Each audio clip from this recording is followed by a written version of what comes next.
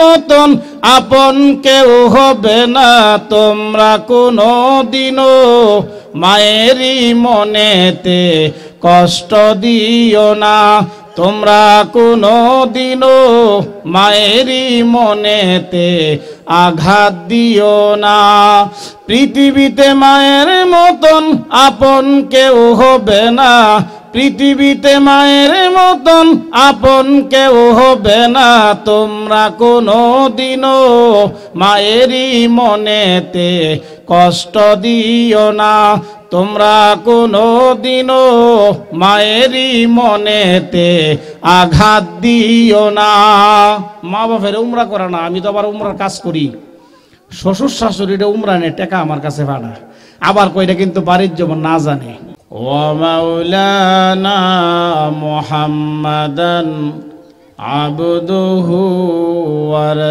ورسوله أرسله بالحق بشيرا ونذيرا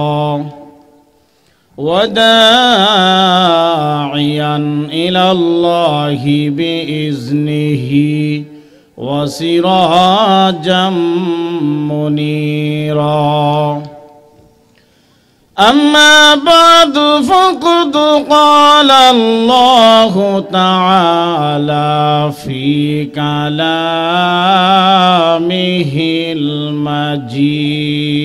المجيد وفرقانه الحميد أعوذ بالله من الشيطان الرجيم قل للمؤمنين يغضوا من أبصارهم ويحفظوا فروجهم ذلك أزكى لهم إن الله خبير بما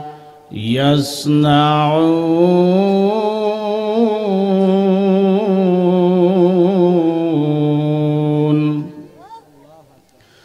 وقل للمؤمنات يغضضن من أبصارهن ويحفظن فروجهن ولا يبدين زينتهن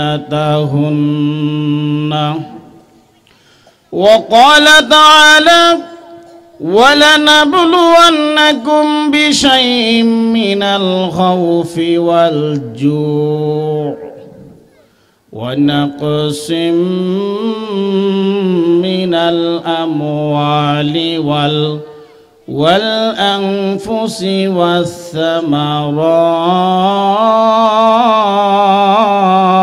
والثمرات وبشر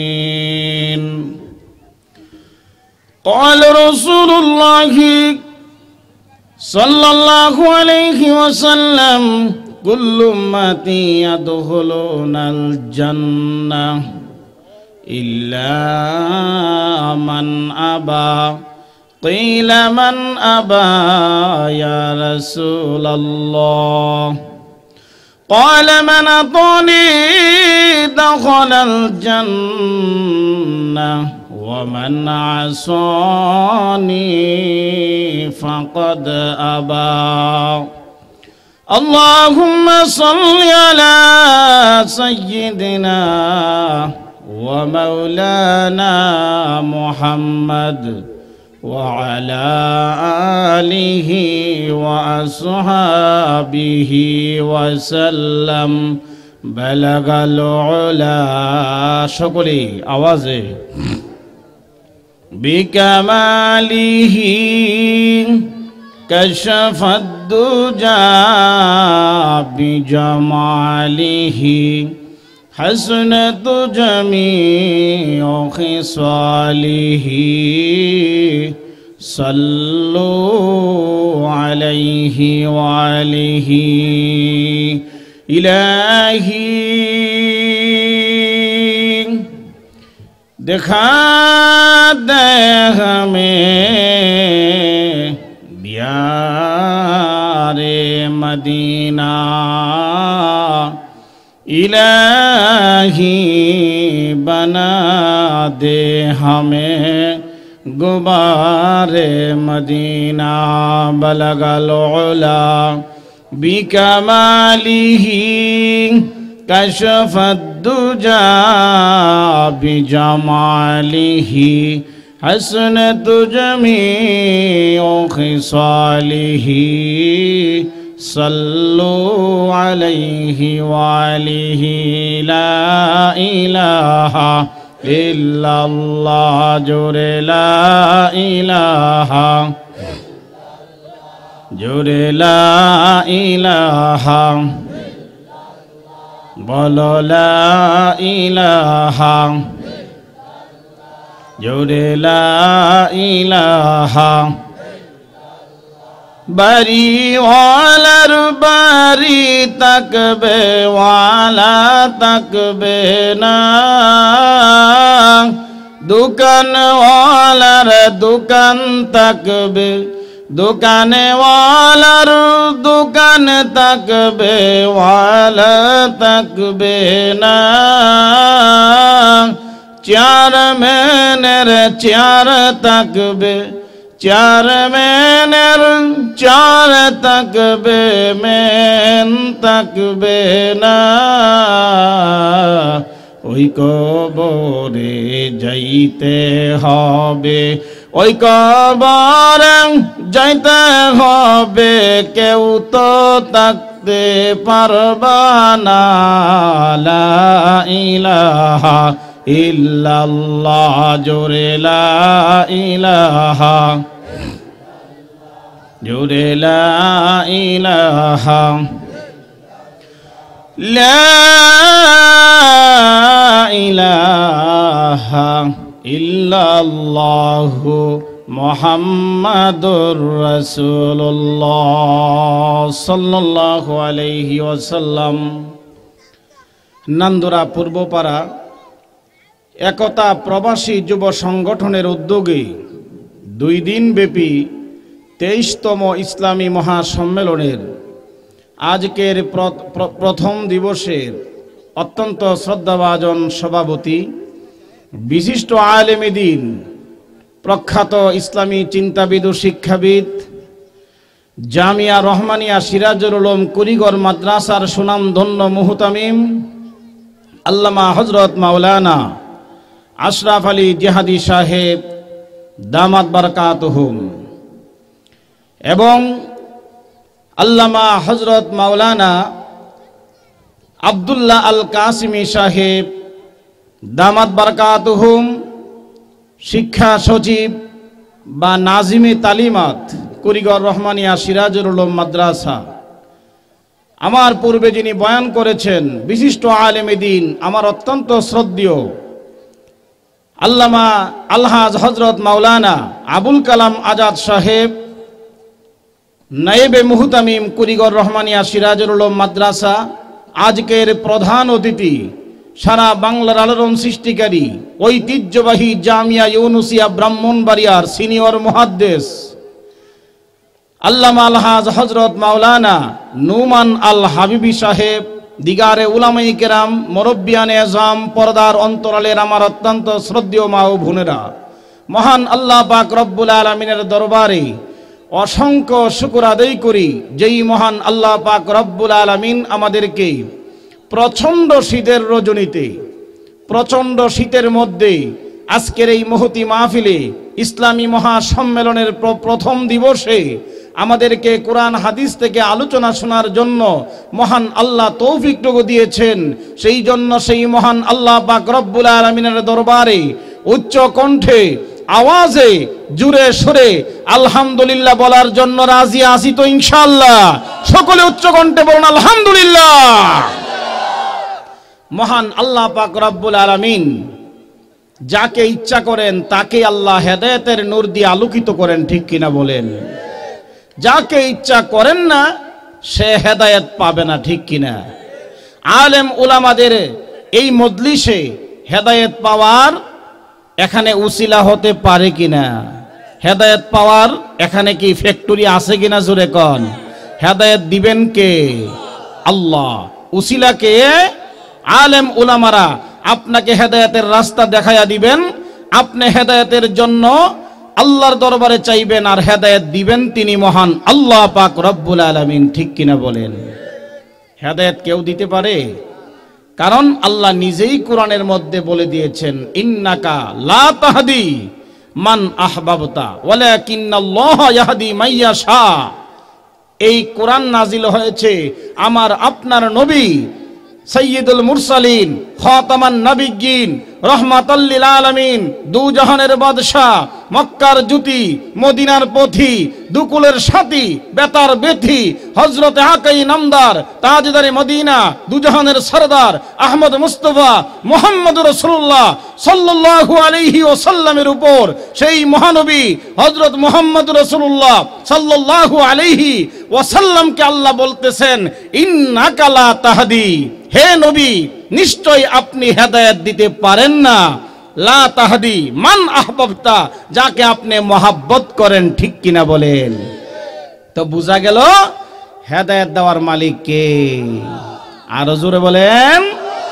যাদেরকে আল্লাহ পাক রব্বুল আলামিন এই মাহফিলে আসার জন্য নির্বাচিত করেছেন তারাই আসতে পারবেন, আর যাদেরকে মহান আল্লাহ সেই তৌফিক দেন নাই তারা আসতে পারবেন না, ঠিক কিনা? তবে তৌফিক দেন নাই এর মধ্যে অনেক ব্যাখ্যা রয়েছে। আপনি চেষ্টা করেন নাই, আপনি চেষ্টা করেন নাই, আল্লাহ পাক ফেরেশতার মাধ্যমে ধাক্কাইয়া মাহফিলে আনবে না। আপনি যদি চেষ্টা করেন, এখন আমি ঘুমিয়ে থাকতে পারি, বাড়িতে আড্ডা দিতে পারি, ক্যারাম বোর্ড খেলতে পারি, টেলিভিশন দেখতে পারি, এবং বিভিন্ন রকমের যত আমার আড্ডা কাছারি আছে আমি করতে পারি, সেই ক্ষমতা আল্লাহ দিয়াই আমার দুনিয়ারে ফাড়াইছে। যদি সেই মহান আল্লাহর গুণগান হাদিস এবং কোরআন থেকে আলোচনা হবে, আমি চেষ্টা করি আল্লাহ দুনিয়ার সমস্ত কাজকর্ম থেকে ফারেগ হয়ে আজকের মাহফিলে যাব, সেই মহান আল্লাহ আপনাকে আসার ব্যবস্থা করে দিবেন, তার মধ্যে সন্দেহ নাই। জোরে কোন, ঠিক কিনা? আমি আপনাদের সম্মুখে দুইখান থেকে দুইটি আয়াতে কারিমা তেলাওয়াত করেছি এবং হাদিস শরীফ থেকে একটি হাদিস তেলাওয়াত করেছি। মহাগ্রন্থ আল কুরআনুল কারীম থেকে যে আয়াতে কারিমা তেলাওয়াত করেছি, এর মধ্যে প্রথম যে আয়াতটি তেলাওয়াত করেছি, সেই আয়াতের মধ্যে মহান আল্লাহ পাক রব্বুল আলামিন নারী এবং পুরুষকে তার চোখের হেফাজতের কথা বলেছেন, তারপরে তার লজ্জাস্থানের হেফাজতের কথা বলেছেন। জোরে বলেন, ঠিক কিনা? আজকে আমরা দেখি সমাজ অধপতনের দিকে যাচ্ছে। আজকে চোখের গুনাহ হচ্ছে, হাতের গুনাহ হচ্ছে, পায়ের গুনাহ হচ্ছে, আজকে কানের গুনাহ হচ্ছে। আজকে সমাজ ধ্বংসের দ্বারপ্রান্তে যাচ্ছে। সারা বিশ্ব তাকিয়ে আছে মুসলমানদের দিকে। ইহুদি খ্রিস্টানরা বিভিন্ন জিনিস আবিষ্কার করে আজকে ঘরে ঘরে পৌঁছাই দিচ্ছেন মুসলমানদের ঈমান কিভাবে নষ্ট করা যায়, ঠিক কিনা বলেন? আজকে দেখা যায় ফেসবুক, ইন্টারনেট, ইউটিউবের মাধ্যমে যতগুলো ভালো কাজ আছে তার চাইতে বেশি খারাপ, ঠিক কিনা বলেন? কিন্তু দেখা যায় নাবালেগ ছেলেদের হাতেও স্মার্ট মোবাইল আছে কিনা? এই স্মার্ট মোবাইলের মাধ্যমেও চোখের গুনাহ হচ্ছে কিনা বলেন? কানের গুনাহ হচ্ছে কিনা বলেন? ইয়ারফোন লাগাইয়া রাখছে আর সারা রাত গান শুনতে আছে। নাউজুবিল্লাহ। কোন আপনারা বলতে পারেন যে হুজুর আপনারে আনছে এখানে জান্নাত জাহান্নামের কিছু কিচ্ছা কাহিনী কইবেন, এগুলা কেন কোন? কিয়ামতের মাঠে জিজ্ঞাসা করা হবে তুমি হক কথা বলো নাই কেন? আপনারা অভিযোগ করবেন যে আল্লাহ যদি হুজুররা মাহফিলের মধ্যে আমাকে আলোচনা করে জানাইয়া দিতেন, তাইলে তো আমরা ফেসবুক ইন্টারনেট দেখলাম না হইলে, অশ্লীলতা দেখলাম না হইলে, বেহায়াপনা দেখলাম না হইলে, গান বাজনার আওয়াজ পর্যন্ত স্পর্শ করলাম না হইলে। হুজুররা তো বলে নাই। তখন কইবে এই হুজুরে ধরে আন, হুজুরে নে জাহান্নামে দে, ঠিক কিনা বলেন? আমার ভাইরা, আমার বন্ধু, আল্লাহ রাব্বুল আলামিন তার কালামুল্লাহ শরীফের মধ্যে জানায়া দিলেন, কুল লিল মুমিনিনা ইয়াগুদ্দু মিন আবসারিহিম ওয়া ইয়াহফাজু ফুরুজাহুম।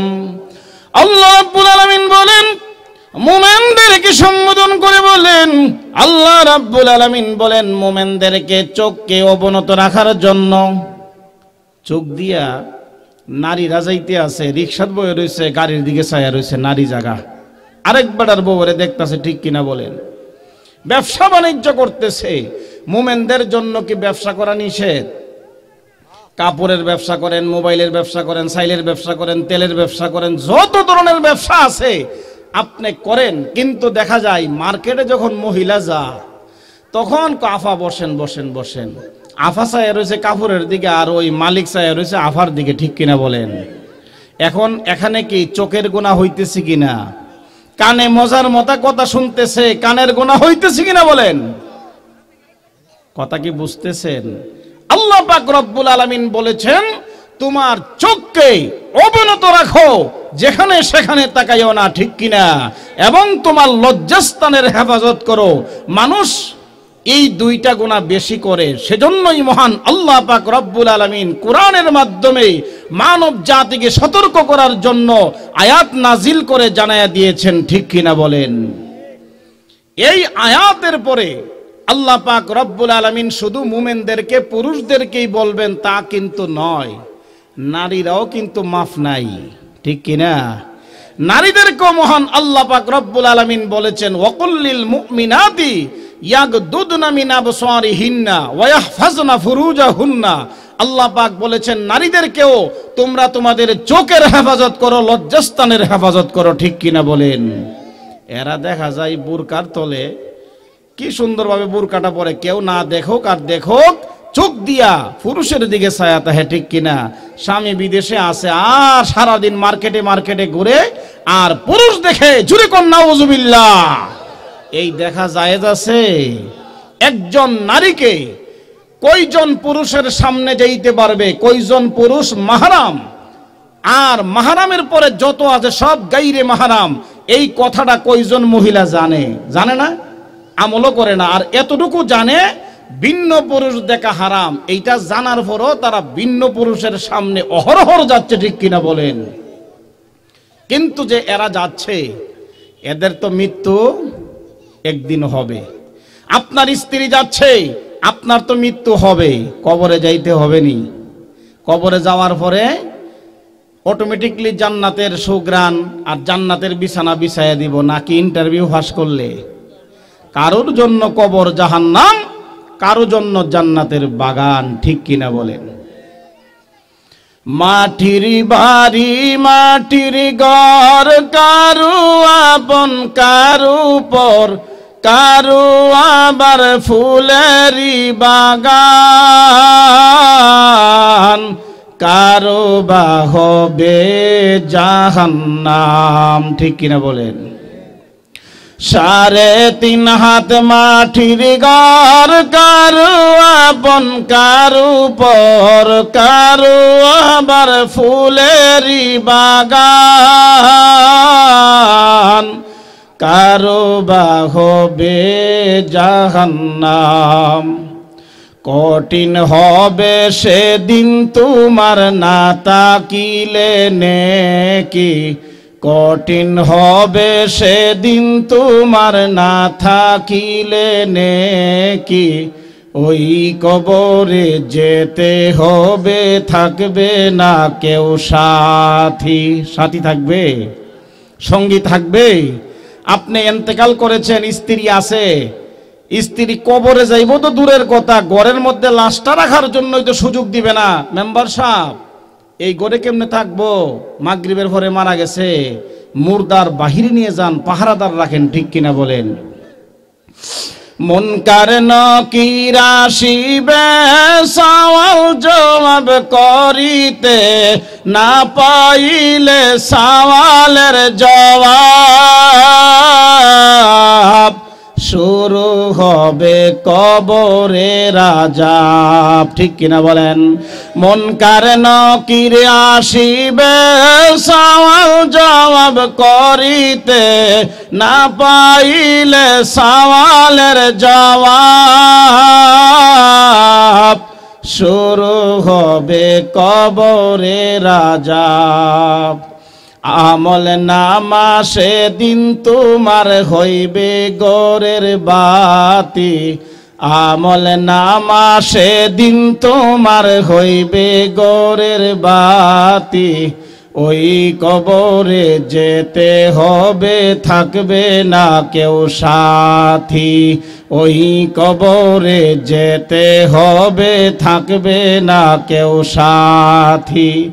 আমার বাইন, আমার বন্ধুরা, দুনিয়ার হায়াত যেদিন ফুরায় যাবে, যেদিন আপনার সামনে আজরাইল এসে আপনার জান কবজ করবেন, যখন আপনি দুনিয়ার জমিন থেকে বিদায় নিয়ে চলে যাবেন, আমার বাইন, আমার বন্ধুরা, মৃত্যুর পরে যখন আপনাকে জানাজা পড়াইয়া আপনার কবরের মধ্যে যখন রাখবে, হাদিস শরীফের মধ্যে আসছে ওই মানুষটা তখন এমন একটি অবস্থার মধ্যে থাকবে, সন্ধ্যার সময় যেরকম নাকি সূর্য পশ্চিম দিকে লাল হয়ে যায়, এরকম একটা অবস্থার মধ্যে থাকবেন। কবরের জমিনের মধ্যে যখন শোয়া দিবেন, বিসমিল্লাহি আলা মিল্লাতি রাসূলিল্লাহ, এই কথা বলে যখন কবরের জমিনের মধ্যে শোয়া দিবেন, আমার ভাবারা, আমার ভাইরা, কবরে দেওয়ার পরে যখন মাটি চাপ দিবে, ওই মানুষটা তখন আর সাহায্য হয়ে থাকবেন, ভয়ে প্রকম্পিত হয়ে থাকবেন, আর চিন্তা করবেন, কোথায় ছিলাম, কোথায় ছিলাম, আমি কোথায় আসলাম, আমি তো কোথায় ছিলাম, আমার ছেলে কোথায়, আমার মেয়ে কোথায়, আমার ভাই বন্ধু কোথায়, আমার প্রতিবেশী কোথায়, আমার ঘরের সুন্দর সুন্দর আলমারি কোথায়, স্টিলের আলমারি ছিল, আমার গহনা কোথায়, কোথায় নিয়ে আসলাম। এই কথা বলে চোখের পানি ছেড়ে দিয়ে কান্না করবেন, কোথায় চলে আসলাম। ছেলে মেয়েদেরকে ডাকবেন, কালো লালু বলে ডাকতে থাকবেন। ওই কবরের মধ্যে দিয়ে যখন 40 কদম দূরে সরে যাবে, হাদিস শরীফের মধ্যে রয়েছে, ইয়াতিহি মালাকানি ফায়ুজলিসানিহি ফায়াকুলানি লাহু মার রাব্বুকা। আল্লাহর রাসূল বলেন, কবরের মধ্যে শোয়াইবার পরে দুইজন ফেরেশতা আসবেন, একজনের নাম মুনকার, একজনের নাম নেকির। দুইজন ফেরেশতা এসে আপনাকে কবরের জগতের মধ্যে বসাইবেন, আপনাকে প্রশ্ন করবেন, মার রাব্বুকা, আপনি দুনিয়ার জমিনের মধ্যে ফেসবুক, ইউটিউবে দেখেছেন, গান বাজনা শুনেছেন, মাঝারে মাঝারে যাইয়া আপনি গায়রুল্লাহকে সিজদা করেছেন, এমন লোক আছে কি নাই? কালকেও দেখছি গাড়িতে কি সুন্দর করে ফোন দিতেছে, আমি মাজার শরীফে যাই। কোথায়? স্ত্রী আরো কিছু বেগানা মহিলা তার সাথে যাইতে আছে হরমপুর, মাজার শরীফে যাইতে আছে। কি করবে? 500 না 1000 টাকাও নিছে, ফোনে বলতেছে আমি মান্নত করছি, মাজারে নিয়ে যাই। মাজারে মান্নত করা কি জায়েজ আছে? আমার সামনে আব্দুল্লাহ আল কাসিমি সাহেব আছেন, পৃথিবীর এশিয়া মহাদেশের শ্রেষ্ঠতম মাদ্রাসা দারুল উলুম দেওবন্দ, সেই দেওবন্দ থেকে তিনি সনদপ্রাপ্ত আলেম। বাংলাদেশে খুব কমই আছে যাকে আব্দুল্লাহ আল কাসিমি হিসেবে আমরা পরিচিত। আরো অনেক আলেম ওলামা আছেন, কিন্তু দেখা গেল তিনি আমার সামনে আছেন, তিনি বলবেন গায়রুল্লাহকে সেজদা করা তো শিরিক, এবং গায়রুল্লাহর নামে কোনো মান্নত করা হারাম। ঠিক কিনা বলেন? 1000 টাকা নিয়ে যাইতে আছে, ওইখানে গিয়া কি করবে জানেন? গান বাজনা করবেন, একটা মোবাইলে গানও লাগাই রাখছে, লাল লিশান ও রাইয়া দে আমারে ছাড়িয়া দে, হরমপুরে যাব আমি কেল্লার দরবারে। জোরে বলেন নাউজুবিল্লাহ। লাল লিশান উড়াইয়া দে আমারে ছাড়িয়া দে, হরমপুরে যাব আমি কেল্লার দরবারে। আমার ভাইরা, আমার বন্ধুরা, হরমপুরে আপনি যাচ্ছেন সন্তান চাওয়ার জন্য, রিজিক চাওয়ার জন্য, ভাগ্য চাওয়ার জন্য। আপনি হরমপুরে কেন যাবেন? হরমপুর তো আপনাকে কিছুই দিতে পারবে না। আপনাকে সৃষ্টি করেছেন, তৈরি করেছেন যিনি, আসমান তৈরি করেছেন, জমিন তৈরি করেছেন, 18,000 মাখলুক তৈরি করেছেন, যা দেখি বা না দেখি সমস্ত কিছু তৈরি করেছেন তিনি। কে বলেন? আর জোরে বলেন কে? সেই মহান আল্লাহ রাব্বুল আলামিনের দরবারে না চাইয়া আপনি খরমপুরের মধ্যে যাচ্ছেন 1000 টাকা মান্নত করে সন্তান চাওয়ার জন্য। সন্তান কি খরমপুর দিতে পারে? হ্যাঁ, কি সুন্দর গান গাজারেননি। ওহ প্রাণের মুর্শিদ তুমি আমার হইও গো কান্ডারি। আচ্ছা, মুর্শিদ কি কান্ডারি হইতে পারবো? জোরে কোন, এরকম গান আসেনি? এই গান গাইতেছে। আমি একবার গেছি হরমপুর। আমি যখন খতমে নবুয়ত মাদ্রাসায় পড়ি হেফজখানায়, তখন আমার সময় মানে মাদ্রাসা খোলার তারিখটা একটু লস টাইম হয়ে গেছে। হুজুরে বলছে মাগরিবের পরে আইলে ভিডে আছে। আমি করছি কি, ওই সময় হাইটে গেছি আপনাদের কুড়িগড়ের এলাকার নান্দরা দিয়া। এখন মাগরিবের পর হয়েছে পরে আমার মনে মনে কইতাছে ভিডে জন খামো কাল হাই যাই হরমপুরের উরুসটা দিককালই। আমি গেছি, তখন ছোট, আমি অনেক আগের কথা, আজকে থেকে কমপক্ষে 30 বছর আগে। আমার বয়সে আর 30 বা 39, আনুমানিক 30 বা 28 হবে।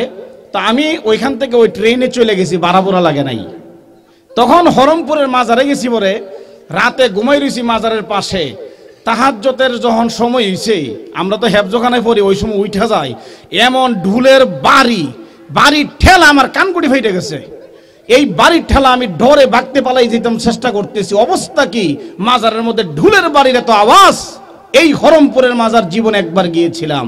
তো এখন যারা খরমপুর যাচ্ছে, যিনি আপনাকে আমাকে তৈরি করেছেন, যিনি সৃষ্টি করেছেন, প্রত্যেক দিন আপনার রিজিকের ব্যবস্থা করতেছে। এই মুহূর্তে যদি আপনার কাছে মালাকুল মউত আসে, কালকে লাশ হয়ে কবরে চলে যেতে হবে। যিনি হায়াতের মালিক, রিজিকের মালিক, জীবনের মালিক, এই জমিনের মালিক, আকাশের মালিক, চন্দ্র সূর্য যা কিছু দেখি না দেখি, সেই মহান আল্লাহ যিনি কায়নাত সৃষ্টি করেছেন, সেই মহান আল্লাহর কাছে না চাইয়া যারা নাকি মাজারে চাইতেছে, তারা কি মাজার থেকে পাবে কিছু? কিন্তু তিনি মাজারে চাইলেও দেওয়ার মালিক আল্লাহ, দিবেন তিনিই। কিন্তু সে মাজারে চাওয়ার কারণে শিরিকের গুনাহ হবে। আল্লাহ বলেন শিরিকের গুনাহ আমি মাফ করব না, জাহান্নামের আগুনে জ্বলতে হবে। ঠিক কিনা বলেন? আর দেখলাম নারী আর পুরুষ তো কোনো পর্দার কোনো খবরও নাই, গান বাজাইতেছে, 10-20 জন ঘুরতেছে আর গান বাজাইতে আছে। ওই যে প্রাণের মুর্শিদ তুমি আমার হইও গো কান্ডারি। তার মানে মুর্শিদ আমার কান্ডারি হবে। আসলে কি মুর্শিদ কান্ডারি হবে? আমার বাইনা, আমার বন্ধুরা, না হোক কানি পীর হোক, যে কোনো পীর হোক না কেন, আল্লাহর রাসূল বলেন একমাত্র কান্ডারি হবেন কিয়ামতের মাঠে উম্মতের কান্ডারি বিশ্বনবী মুহাম্মদুর রাসূলুল্লাহ সাল্লাল্লাহু আলাইহি ওয়াসাল্লাম। সূরা বলেন ঠিক কিনা? আপনি বলতেছেন ও প্রাণের মুর্শিদ তুমি আমার হইও গো কান্ডারি। আর নারী পুরুষ দাঁড়ায়া দাঁড়ায়া ভাবে ভাবে গান গাইতেছে, জোরে কন্যা নাউজুবিল্লাহ। এই সমস্ত গান কি শুনবেন? শুনবেন? হরমপুরে যাইবেন? হরমপুর কিছুই দিতে পারবে না, দিবেন আমার আল্লাহ। জোরে বলেন কে?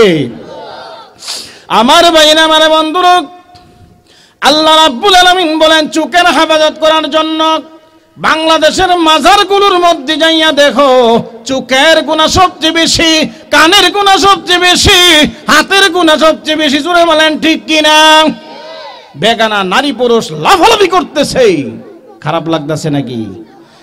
লা ইলাহা ইল্লাল্লাহ, লা ইলাহা ইল্লাল্লাহ। জোরে আওয়াজে সামনের দিকে আসেন। লা ইলাহা ইল্লাল্লাহ, লা ইলাহা ইল্লাল্লাহ, লা ইলাহা ইল্লাল্লাহ, লা ইলাহা ইল্লাল্লাহ, লা ইলাহা ইল্লাল্লাহ, লা ইলাহা ইল্লাল্লাহ, লা ইলাহা ইল্লাল্লাহু মুহাম্মাদুর রাসূলুল্লাহ সাল্লাল্লাহু আলাইহি ওয়াসাল্লাম। আমার ভাইরা, আমার বন্ধুরা, কবরের জমিনে যখন যাবে মাজারের ভক্ত হোক আর ইমানদার হোক আর মুত্তাকি হোক বা না হোক, প্রত্যেকটা মানুষকে মৃত্যুর স্বাদ গ্রহণ করতে হবে।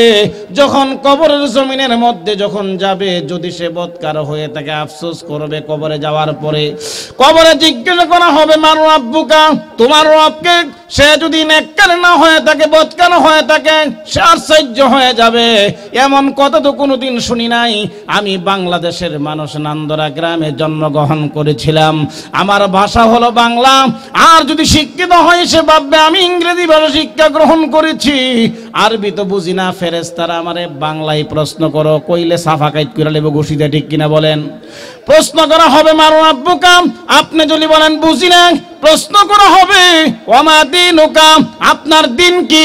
আপনি যদি বলতে না পারেন, আরবি বুঝি না বলে যদি চুপ করে থাকেন, আপনাকে বলা হবে ওমান নবিয়ুকা। অন্য হাদিসের মধ্যে রয়েছে মান হাজার রাজুল, আল্লাহর রাসূলকে দেখা যাবে, ইঙ্গিত দিয়ে বলবেন তিনি কে। আর যখন তিনি দেখবেন যদি নেককার না হয়ে থাকেন, আল্লাহর রাসূলকে চিনবে না, তিনি বলবেন যে কিছুই বুঝি না, কিছুই চিনি না। সঙ্গে সঙ্গে তার কবরটা জাহান্নামের গর্ত হয়ে যাবে, ঠিক কিনা বলেন? আমার ভাইরা, আমার বন্ধুরা, এই দুনিয়ার জমিন থেকে ইমান নিয়ে যেতে হবে, না হয় কবরে কিন্তু ইমান পাওয়া যাবে না। এই দুনিয়ার জমিন থেকে তওবা করে যেতে হবে। কবরে যাওয়ার পরে তওবা করলে কাজ হবে না। ওই দিন যদি আপনাকে 3টি প্রশ্ন করার পরে যদি আপনি জবাব দিতে না পারেন, গো বাবা, আপনার কবরটা জাহান্নামের গর্ত হয়ে যাবে, জাহান্নামের শাস্তি আরম্ভ হয়ে যাবে, ঠিক কিনা বলেন? আর যদি আপনি নেককার হয়ে থাকেন, আলেম ওলামাদের সঙ্গে সম্পর্ক থাকে, গো বাবা, আপনাকে যখন প্রশ্ন করা হবে আপনি নামাজি, আপনি দিনদার, আপনি পরহেজগার, আপনি ইমানদার, আপনি মুত্তাকি, আপনি আল্লাহকে ভয় করেন, মাজারে যান নাই, মাজারের মধ্যে যাইয়া শিরিক করেন নাই, আপনি যদি এমন হয়ে থাকেন, আল্লাহর বান্দা হয়ে থাকেন, আল্লাহর রাসূলের উম্মত হয়ে থাকেন, যখন জিজ্ঞাসা করা হবে মান রাব্বুকা, আপনি বলবেন আমার রব আল্লাহ, আমার পালনকর্তা মহান আল্লাহ। জোরে বলেন সুবহানাল্লাহ। ওয়ামা দীনুকা, তোমার দিন কি? প্রশ্ন করার পরে আপনি সঙ্গে সঙ্গে বলবেন আমার দিন ইসলাম। ওয়ামান নাবিয়্যুকা, আমার নবী মুহাম্মাদুর রাসূলুল্লাহ সাল্লাল্লাহু আলাইহি ওয়াসাল্লাম। এমনি আল্লাহ বলবেন জান্নাতি ফেরেশতারা কোথায়? আমার ইমানদার বান্দার কবরে চলে যাও, আমার বান্দার কবরের সঙ্গে জান্নাতের সরাসরি যোগাযোগ করে দাও। আমার বান্দাকে এমন ভাবে আরাম আয়েশের মধ্যে রাখো, আমার বান্দা যেন কিয়ামত পর্যন্ত যে সময়টা অপেক্ষা করবে, একটা সেকেন্ডের মধ্যে যেন সেই সময়টা পার হয়ে যায়। জোরে বলেন সুবহানাল্লাহ। কিতাবের মধ্যে রয়েছে জান্নাতি যারা হবে কবরের জিন্দেগিটা হবে একটা সেকেন্ডের মতো, আর যারা জাহান্নামী হবে তাদের কবরের জিন্দেগিটা হবে হাজার হাজার কোটি কোটি বছরের সমান। জুড়ে বলেন ঠিক কিনা? এই জন্য কবরস্থানের মধ্যে গেলে দোয়া করতে হয়, কারণ কবরবাসীরা দুনিয়াবাসীদেরকে জিজ্ঞাসা করে, হে দুনিয়াবাসীরা কখন কিয়ামত হবে? আর তো সহ্য করা যাচ্ছে না, আর তো কবরের জিন্দেগিতে পারছি না, কিয়ামত হবে, কঠিন বিচার হবে, হয়তো এদিক হোক বা ওদিক হোক, যাই হোক না কেন কখন কিয়ামত হবে সেই অপেক্ষায় তারা প্রহর গুনে। আর যারা নেককার, যারা পরহেজগার, যারা দিনদার, যারা আল্লাহওয়ালা, তাদের কবরের জিন্দেগিতে যাওয়ার পরে আল্লাহ রাব্বুল আলামিন ফেরেশতার মাধ্যমে একটা তাসবিহ দেওয়া হবে। ওই তাসবিহটা দেওয়ার পরে একজন ফেরেশতা এসে বলবেন আল্লাহর বান্দা একটা তাসবিহ রয়েছে, কে নিবে? ওই আল্লাহর বান্দাকে তাসবিহ দেওয়ার পরে আল্লাহর কুদরতে তাসবিহর দানাটা ছুটে যাবে, ছিঁড়ে যাবে, সুতাটা ছিঁড়ে যাওয়ার পরে ওই বান্দা একটা একটা করে যখন নাকি 100 তাসবিহর দানা গুনতে থাকবেন আর ফিট করতে থাকবেন সেকেন্ডের মধ্যে, এমনি ইসরাফিল সিংহাই ফু দিবেন, হাসরের ময়দান কায়েম হয়ে যাবে। জোরে বলুন আল্লাহু আকবার। আমার ভাইরা, আমার বন্ধুরা, এমনি ফেরেশতারা এসে বলবেন কিয়ামত কায়েম হয়েছে, ইসরাফিল সিংহাই ফু দিয়েছে। এই বান্দা বলবেন সবেমাত্র ইন্তেকাল করলাম, মাত্র কয়েক মিনিট হলো দুনিয়া থেকে আসলাম, এখনই কিয়ামত হয়ে গেল। এমনি ফেরেশতাকে বলবেন ওরে আল্লাহর বান্দা, তুমি যদি কবরের জিন্দেগির মধ্যে তোমার সময়টা যদি এমন অনুভব হইতো কোটি কোটি বছরের সমান তোমার ভালো লাগতো না, আল্লাহ রাব্বুল আলামিন তোমাকে জান্নাত দিবেন, জান্নাতে আবহাওয়া জারি করে দিয়েছেন আল্লাহর নেককার বান্দা হওয়ার কারণে। এই জন্য তোমার সময়টাকে এত সংক্ষিপ্ত করে দেওয়া হয়েছে, তোমার কাছে মনে হইতেছে 1 সেকেন্ড বা কয়েক মিনিট, হাজার হাজার কোটি কোটি বছর অতিক্রম হয়ে গিয়েছে। জোরে বলেন সুবহানাল্লাহ। এমনি ইসরাফিল সিংহাই ফু দিবেন, কোরআন শরীফের মধ্যে রয়েছে فإذا نقر في الناقور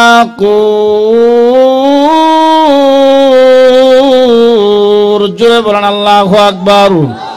فذلك يومئذ يوم عسير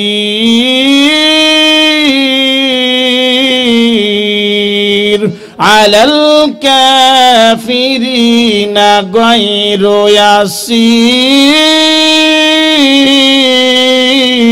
জোরে করে আল্লাহু আকবার। আল্লাহ রাব্বুল আলামিন বলেন ইসরাফিল সিংহাই ফু দাও। ইসরাফিল যখন সিংহাই ফু দিবেন দুনিয়া ধ্বংস হয়ে যাবেন। আল্লাহ রাব্বুল আলামিন বলেন ফাইযা নুকিরা ফিন নাকুর ফাযালিকা ইয়াউমাইযিন ইয়াউমুন আসির আলাল কাফিরিনা গায়রু ইয়াসির। কাফিরদের জন্য আরো বেশি ভয়ানক হবে কিয়ামতটা। জোরে বলেন ঠিক কিনা?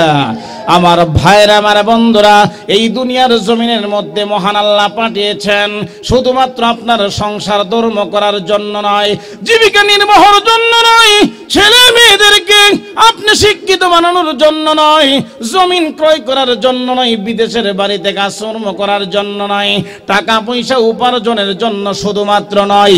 আল্লাহ রাব্বুল আলামিন এই দুনিয়ার জমিনে আপনাকেই পাঠিয়েছেন একমাত্র মহান আল্লাহর পরিচয় পাওয়ার জন্য, তার গোলামির জন্য। জোরে বলেন ঠিক কিনা? আমার ভাইরা, আমার বন্ধুরা, এই দুনিয়া পাওয়ার পরে, যারা এই দুনিয়ার নাজ নিয়ামত পাওয়ার পরে যেই সমস্ত বান্দা বান্দিরা পরকাল ভুলে যাবে, দুনিয়ার জমিনের মধ্যে গুনাহে লিপ্ত হয়ে যাবে, দুনিয়ার পরছানায় পড়ে যারা পরকাল ভুলে যাবে, ওই মানুষটাই কবরে যাওয়ার পরে তার জবাব দিতে পারবে না। আপনারা কি কবরে জবাব দিতে চান না? চান না? সবাই রাজি আছে? তাইলে যে এত যে কুয়াশা ঢুকতেছে, আমি তো চিন্তা করতেছি যে আবার দৌড় দেন যাবেন গা নাকি না, আখিরি মোনাজাত করে যাবেন। আজকে যিনি আসবেন তিনি আমাদের সকলের মাতার তাজ, সেরে তাজ, জামিয়া ইউনুসিয়ার অত্যন্ত যোগ্য আলেমে দ্বীন, যিনি সিনিয়র মুহাদ্দিস আল্লামা নোমান আল হাবিবি সাহেব আসবেন। উনাকে পাওয়াটাই তো অনেক কঠিন, ঠিক কিনা? আপনাদের একটা মাদ্রাসা আছে, এই মাদ্রাসার সুবাতে জামিয়া ইউনুসিয়া কেন বাংলাদেশের বহুত বড় বড় মুরব্বীরা এখানে আসেন, কুড়িগড় গ্রামে কদম রাখেন। কন্যা আলহামদুলিল্লাহ। কারণ কুড়িগড় একটা দ্বীনি মার্কাজ আছে, মেশকাত পর্যন্ত একটা মাদ্রাসা আছে, বড় বড় উলামায়ে কেরাম আছে। তাদের মাধ্যমে যখন দাওয়াত করা হয়, ঢাকা বলেন, চট্টগ্রাম বলেন, বাংলার এদিক সেদিক বলেন, দেওবন্দ থেকে পর্যন্ত উলামায়ে কেরাম খরিয়ালার কুড়িগড় আসতেছেন, তাদের পদচারণা দিয়ে আমাদেরকে ধন্য করতেছেন, ঠিক কিনা বলেন? এটা আমার আপনার জন্য একটা বিশাল নিয়ামত কিনা? জোরে কোন?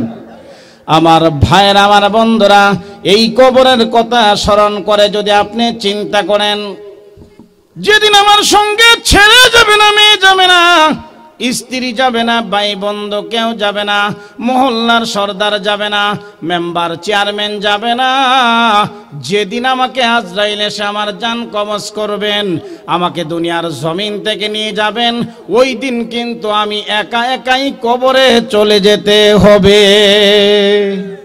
যদি আপনি ঈমান নিয়ে না যাইতে পারেন, কবরের অবস্থা হবে ভয়ানক, জাহান্নামের একটা গর্ত, 99টা সাপ হা করে থাকবে। কি সুন্দর করে ছেলেরা কবর দিবে, আমার আব্বারে সুন্দর টাকা দিও, কষ্ট যাতে না হয়। বাপ কিন্তু চিল্লাইতে আছে, গো বাবা রে, আমারে কই রাখতাছস? সাপগুলো তো হা কইরা আছে, বিষাক্ত চোখ দিয়ে তাকাই আছে, দাঁত দিয়ে আমাকে কামড় দেওয়ার জন্য, আমাকে অন্ধকার গহীন কবরে রাখো না। কেউ কি শুনবে? কবর দিয়ে যার যেমনে চলে যাবে, ঠিক কিনা বলেন? আমার ভাইরা, আমার বন্ধুরা, আমরা কিন্তু দুনিয়ার জমিনের মধ্যে এসেছি মহান আল্লাহর ইবাদতের জন্য, তার গুণগান গাওয়ার জন্য, তার পরিচয় লাভ করার জন্য। বর্গে দরহতানে সবজু দর নজরে হুশিয়ার, হার বরকে দফতর ইস্তে মারেফতে করে দেগার। বর্গে দরহতানে সবজু দর নজরে হুশিয়ার, हर बरो के दफ्तर इस्ते मारिफते कर देगार कदरे गोल बुलबुल बदानद या बदानद शाहपुरी कदरे गौहर शाह बदानद या बदानद जौहरी कदरे गौहर शाह बदानद या बदानद जौहरी आशिकों से क्या मज़ाहे माशूकों से पूछियो शाह गुल में क्या मज़ाहे बुलबुलों से पूछियो शाह गुल में क्या मज़ाहे बुलबुलों से पूछियो मैंने पूछा बुलबुलों से क्या दवा है इश्क की शाह गुल से घेर परे कर फिर पेरा कर मर गई जुरे कोन अल्लाहु আকবার আমার ভাইরা আমার বন্ধুরা মহান আল্লাহ যদি মাশুক হয়ে থাকে আপনি মহান আল্লাহর জন্য আশিক হয়ে যান আল্লাহ যদি মাশুক হয়ে যায় আপনি যদি আশিক হয়ে যান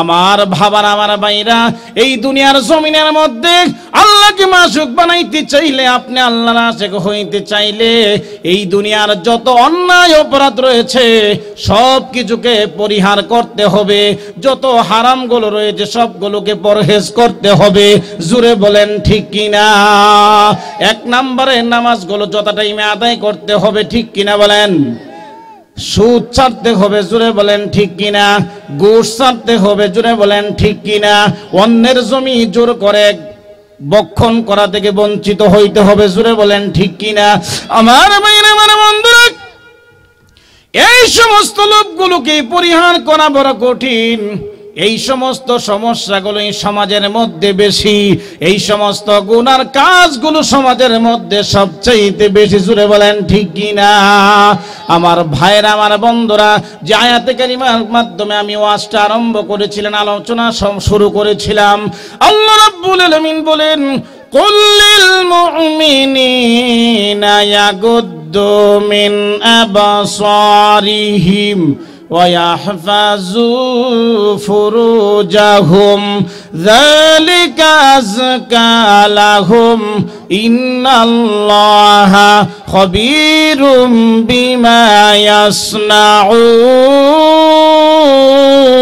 يصنعون جركن الله أكبر الله رب العالمين আপনার আমার চোখের হেফাজত করা কঠিন হবে সেই জন্য সতর্ক করে দিয়েছেন চোখের মাধ্যমে গুনাহ হয় বেশি বেশি গুনাহ হয় সেই জন্য চোখের আলোচনা করেছেন জোরে বলেন ঠিক কিনা কিয়ামতের মাঠে এই দুইটা চোখ আপনার বিরুদ্ধে সাক্ষী দিবেন এখন তো আপনার চোখগুলো আপনার অঙ্গের একটা অংশ ঠিক কিনা দস্তে গুজদ মঞ্চনে দুজদি দাম চশমে দুই এরকম ভাবে চোখে আপনার বিরুদ্ধে সাক্ষী দিবে দস্ত হাত আপনার বিরুদ্ধে সাক্ষী দিবে পা গুলো আপনার বিরুদ্ধে সাক্ষী দিবে আল্লাহ চশমে গো ইয়দম এমন সেটা মনে নাই কবি বলতেছেন চোখে সেদিন আপনাকে বলবেন আল্লাহ আমাকে দিয়া সে বেগানা নারীর দিকে চায় রয়েছে তীরের মতো আমার কি দোষ চোখের কোনো দোষ আছে চোখ ব্যবহার করতেছে কে আমি আর আপনি না তো এখন চোখ দিয়া যদি আমি ছায়া থাকি এখন চোখের কিন্তু বিচার হবে না বিচার হবে আপনার হাত বলবে আল্লাহ আমি তার কাছে মাজুর আমারে দিয়া মানুষের ঘর হিন কাটছে ক গিয়া সেরা ওই বুড়ি বুড়ি স্বর্ণ লয়ে ভরছে আলমারি ভাঙ্গা শক্তি আছিল হাতের মধ্যে সব ছিঁড়ে বেরোলিছে এই কথা আপনার বিরুদ্ধে হাত সাক্ষী দিবে চক্ষু সাক্ষী দিবে পাগুলো বলবে আল্লাহ আমি কি করব রূপবানের গান শোনার জন্য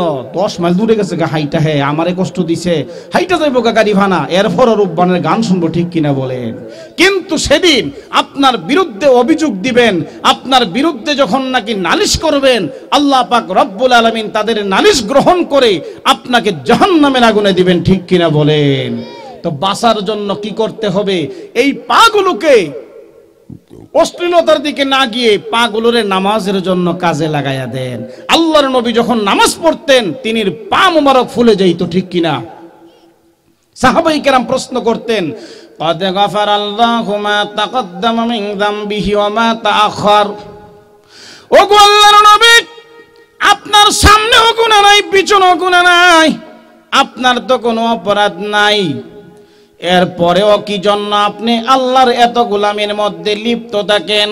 আপনার পা মুবারক গুলো ফুলে যায় গো আল্লাহর রাসূল। সাহাবায়ে কেরাম যখন প্রশ্ন করতেন, আল্লাহর নবী জবাব দিতেন, আফালা আকুনা আবদান শাকুরা। আল্লাহর নবী বলতেন, পিছনেও গুনাহ নাই, সামনেও গুনাহ নাই, এরপরেও কি জন্য ইবাদত করতে করতে আমার পা মোবারক ফুলে যায়? আমি কি মহান আল্লাহর শুকরগুজার বান্দা হব না? জোরে বলেন সুবহানাল্লাহ। আমার ভাইরা, আমার বন্ধুরা, মক্কা যারা গিয়েছেন, জান্নাতুল মুআল্লা কবরস্থান জিয়ারত করেছেন, আমি গুনাহগার 1 তারিখও ফ্লাইটে মক্কা মদিনার উদ্দেশ্যে রওনা করব। কন্যা আলহামদুলিল্লাহ।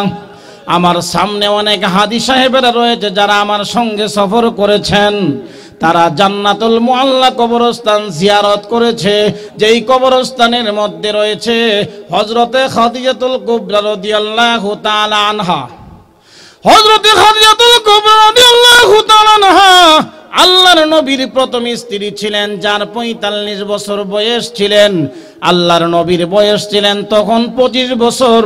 আল্লাহর নবী হযরতে খাদিজাতুল কুবরা রাদিয়াল্লাহু তাআলা আনহাকে বিয়ে করেছেন। খাদিজাতুল কুবরা রাদিয়াল্লাহু তাআলা আনহাকে বিয়ে করার পরে প্রকাশ্যে মক্কার জমিনে দাওয়াতে তাবলীগের কাজ করতে সক্ষম হয়েছেন। কন্যা সুবহানাল্লাহ। হযরতে খাদিজাতুল কুবরা রাদিয়াল্লাহু তাআলা আনহার কবরটা সামনে রেখে আল্লাহর দরবারে দরখাস্ত করে যে জিয়ারত করেছি, আমি দেখলাম এবং চোখ বন্ধ করে চিন্তা করলাম যে এই খাদিজাতুল কুবরা রাদিয়াল্লাহু তাআলা আনহাকে আল্লাহ দুনিয়ার জমিনের মধ্যে সালাম দিয়েছেন। কন্যা সুবহানাল্লাহ। যে খাদিজাতুল কুবরা রাদিয়াল্লাহু তাআলা আনহাকে আল্লাহ রাব্বুল আলামিন তার জীবদ্দশায় সালাম দিয়েছেন এবং 10 জন মহিলাদের জান্নাতের সুসংবাদ দিয়েছেন, এর মধ্যে হযরতে খাদিজাতুল কুবরা রাদিয়াল্লাহু তাআলা আনহা এত জান্নাতি হওয়ার পরেও, জান্নাতের সুসংবাদ পাওয়ার পরেও হযরতে খাদিজাতুল কুবরা রাদিয়াল্লাহু তাআলা আনহা যখন মৃত্যুর সন্নিকটে চলে আসলেন, আল্লাহর নবী দাওয়াত তাবলীগ থেকে যখন আসলেন, হযরতে খাদিজাতুল কুবরা রাদিয়াল্লাহু তাআলা আনহাকে যখন ডাক দিলেন, দরজার সামনে যখন ডাক দিলেন, আল্লাহর নবী ডাক দেওয়ার সঙ্গে সঙ্গে হযরতে খাদিজাতুল কুবরা রাদিয়াল্লাহু তাআলা আনহা দরজা খুলে দিলেন। দেখেন তার চোখের মধ্যে পানি। আল্লাহর নবী বলেন, খাদিজা, অন্যদিন যখন দাওয়াতের কাজ করে আসতাম তোমার মুখের মধ্যে হাসি দেখতাম, আজকে তুমি কি জন্য কাঁদতেছো? হযরতে খাদিজাতুল কুবরা রাদিয়াল্লাহু তাআলা আনহা চোখের পানি ছেড়ে দিয়ে কান্না করতেছেন আর বলতেছেন, ওগো আল্লাহর রাসূল, আমি কাঁদতেছি 2টা কারণে। একটা কারণ আপনি রাসূলের জন্য, আর একটা কারণ আমি খাদিজার জন্য। কন্যা সুবহানাল্লাহ। আল্লাহর নবী বলেন, ও খাদিজা, একটা কারণ আমি রাসূলের জন্য, ওই কারণটা আমি জানতে চাই। হযরতে খাদিজাতুল কুবরা রাদিয়াল্লাহু তাআলা আনহা বলেন, ওগো আল্লাহর রাসূল, মক্কার জমিনের মধ্যে যখন আপনি দাওয়াতে তাবলীগের কাজে বাহির হইতেন, মক্কার কুরাইশরা আপনাকে আক্রমণ করার জন্য প্রস্তুতি গ্রহণ করতেন। আপনাকে ধ্বংস করার জন্য, আক্রমণ করার জন্য যখন আপনার সামনে দাঁড়াইবার প্রস্তুতি গ্রহণ করতেন, আমি খাদিজা আপনার পাশে দাঁড়ায়া থাকলে মক্কার কোন কুরাইশরা আপনাকে আক্রমণ করার সাহস পেত না। আমি দুনিয়ার জমিন থেকে বিদায় নিয়ে চলে যাব। আমার ভয় হচ্ছে গো আল্লাহর রাসূল, আমি দুনিয়ার জমিন থেকে যাওয়ার পরে আপনার পাশে কে দাঁড়ায়া থাকবে চিন্তা করে আমি চোখের পানি ছেড়ে দিয়ে কাঁদতেছি। আল্লাহর রাসূল চোখের পানি ছেড়ে দিয়ে বলতেছেন, খাদিজা, তুমি আর কাঁদো না। এই মুহূর্তে হযরতে ফাতেমা রাদিয়াল্লাহু তাআলা আনহা দাঁড়ায় গেলেন। মা কাঁদেন না মা, আপনি দুনিয়ার জমিন থেকে চলে যাইতেছেন গো মা। আমার আব্বা মক্কার জমিনের মধ্যে যখন দাওয়াতের কাজে যাবেন, আমি ফাতেমা ওয়াদা দিলাম আপনি চলে যাওয়ার পর থেকে প্রত্যেক সময় আমি আমার বাবার পাশে দাঁড়ায়া থাকবো। জোরে কোন সুবহানাল্লাহ। এবার আল্লাহর নবী বলেন, ও খাদিজা, একটা কারণ জানতে পারলাম, আমার জন্য কাঁদতেছো, তুমি চলে যাওয়ার পরে আমাকে কে প্রোটেকশন দিবে, আমার পাশে কে দাঁড়ায়া থাকবে? আমার মেয়ে ফাতেমা আমি রাসূলের পাশে দাঁড়ায়া থাকবে গো খাদিজা। আর একটা কারণ কি জানতে চাই, হযরতে খাদিজাতুল কুবরা রাদিয়াল্লাহু তাআলা আনহা বলেন, ও আল্লাহর রাসূল, আমি দুনিয়ার জমিন থেকে চলে যাব, আমার ভয় হচ্ছে গো আল্লাহর রাসূল, আমি দুনিয়ার জমিন থেকে যাওয়ার পরে কবরের জমিনের মধ্যে যখন দেওয়া হবে, যদি কোনো পাপের জন্য, গুনার জন্য কবর আমাকে চাপ দেয়, ওই চাপ আমি কিভাবে বরদাস্ত করব? এই জন্য চোখের পানি ছেড়ে দিয়ে কাঁদতেছি গো রাসূল। ও গো আল্লাহর রাসূল, এই জন্য চোখের পানি ছেড়ে দিয়ে কান্দি, কবরের জমিনের মধ্যে যাওয়ার পরে যদি কবর আমাকে চাপ দেয়, ওই চাপ আমি বরদাস্ত করতে পারবো না।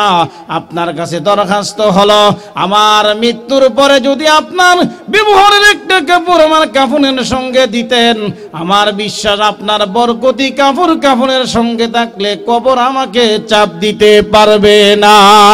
আল্লাহু আকবার। আল্লাহ রাসূল চোখের পানি ছেড়ে দিয়ে কান্না শুরু করে দিয়েছেন।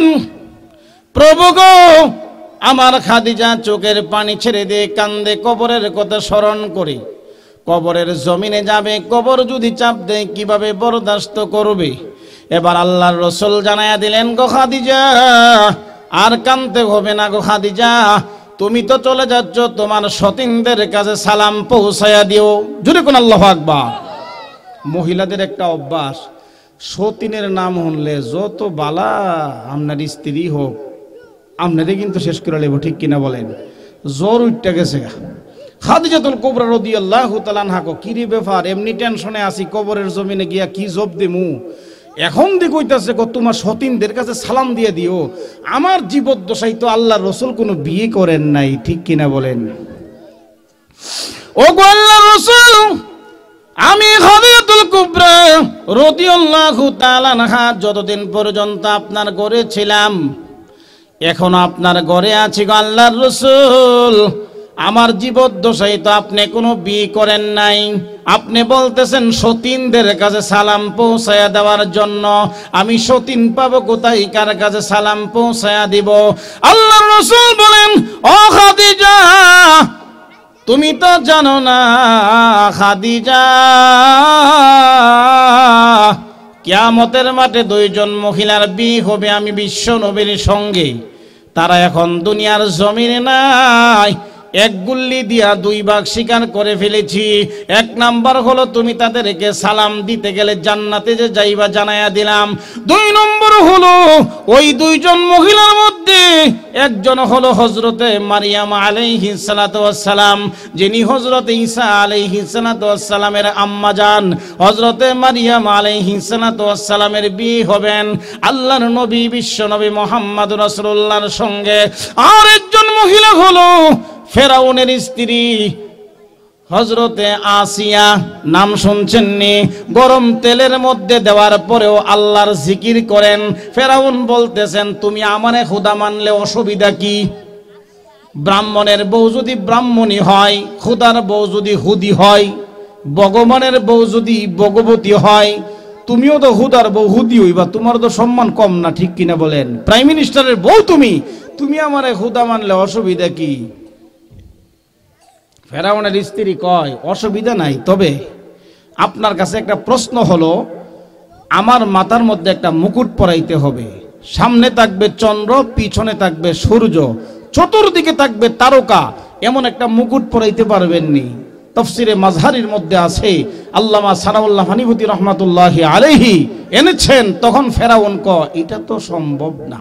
ফেরাউনের শ্বশুর পর্যন্ত এসে রিকোয়েস্ট করছে, আসিয়া রে, তুমি তো আমার মেয়ে, ফেরাউন যদি খুদা হয় তোমারও তো সম্মান কম না, তুমি মানো না? ঠিক আছে, মানবো। আপনাদের খুদারে কোন আমার একটা মুকুট পরাইবার জন্য, এই মুকুটের সামনে চন্দ্র, পিছনে সূর্য, চতুর্দিকে থাকবে তারকা, যদি পারে তারপরে আমি চিন্তা করাম। কইটা তো পারতো না, তাইলে হে হুদা না বন্ড, ঠিক কিনা বলেন? আল্লাহ রাব্বুল আলামিন এই জন্য হযরতে আসিয়া ফেরাউনের স্ত্রী এত নির্যাতন ভোগ করেছেন। এই জন্য তার প্রতিদান হিসাবে কিয়ামতের মাঠে তার বিয়ে হবেন বিশ্ব নবীর সাথে। আল্লাহর নবী বলেন, গো খাদিজা, এই কথাটা তোমারে জানায়া দিলাম, কিয়ামতের মাঠে দুইজন মহিলার বিয়ে হবে আমি বিশ্ব নবীর সঙ্গে। একজন হলো হযরতে মারিয়াম আর 2 নম্বর হলো হযরতে আসিয়া। তারা দুইজনই দুনিয়ার জমিন থেকে চলে গিয়েছে। তোমার টেনশনের কোনো কারণ নাই, তুমি যে জান্নাতি তার সুসংবাদ দিয়ে দিলাম, তুমি চলে যাচ্ছ। ও খাদিজা, তোমার সতীনদের কাছে সালাম পৌঁছাইয়া দিও। এরপরেও যখন নাকি হযরতে খাদিজাতুল কুবরা রাদিয়াল্লাহু তাআলা আনহা দুনিয়ার জমিন থেকে বিদায় নিয়ে চলে গিয়েছেন, ওই জান্নাতুল মুআল্লা কবরস্থানের মধ্যে যাইয়া আল্লাহর নবী বিশ্ব নবী মুহাম্মদ রাসূলুল্লাহ সাল্লাল্লাহু আলাইহি ওয়াসাল্লাম চোখের পানি ছেড়ে দিয়ে কান্না শুরু করে দিয়েছেন, প্রভু গো,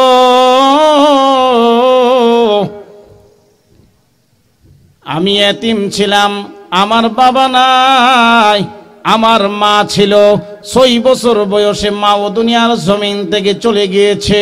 তারপরে আমার দাদা ছিল, আমার দাদাও দুনিয়ার জমিন থেকে বিদায় নিয়ে চলে গিয়েছে। ছিল আমার চাচা, চাচাও দুনিয়ার জমিন থেকে বিদায় নিয়েছে। বড় অসহায় আমি বিশ্ব নবী, আমার খাদিজা আমার পাশে ছিল। আজকে খাদিজাও দুনিয়ার জমিন থেকে বিদায় নিয়ে চলে গিয়েছে। আমি কবরের পাশে দাঁড়ায় আছি আমার খাদিজার জন্য। কবরের মধ্যে তোমার কি ফয়সালা হয় জানার জন্য। এমনি আল্লাহ রাব্বুল আলামিন এমনি আল্লাহর নবীরে জানায়া দিলেন জিবরাইলের মাধ্যমে, ও জিবরাইল,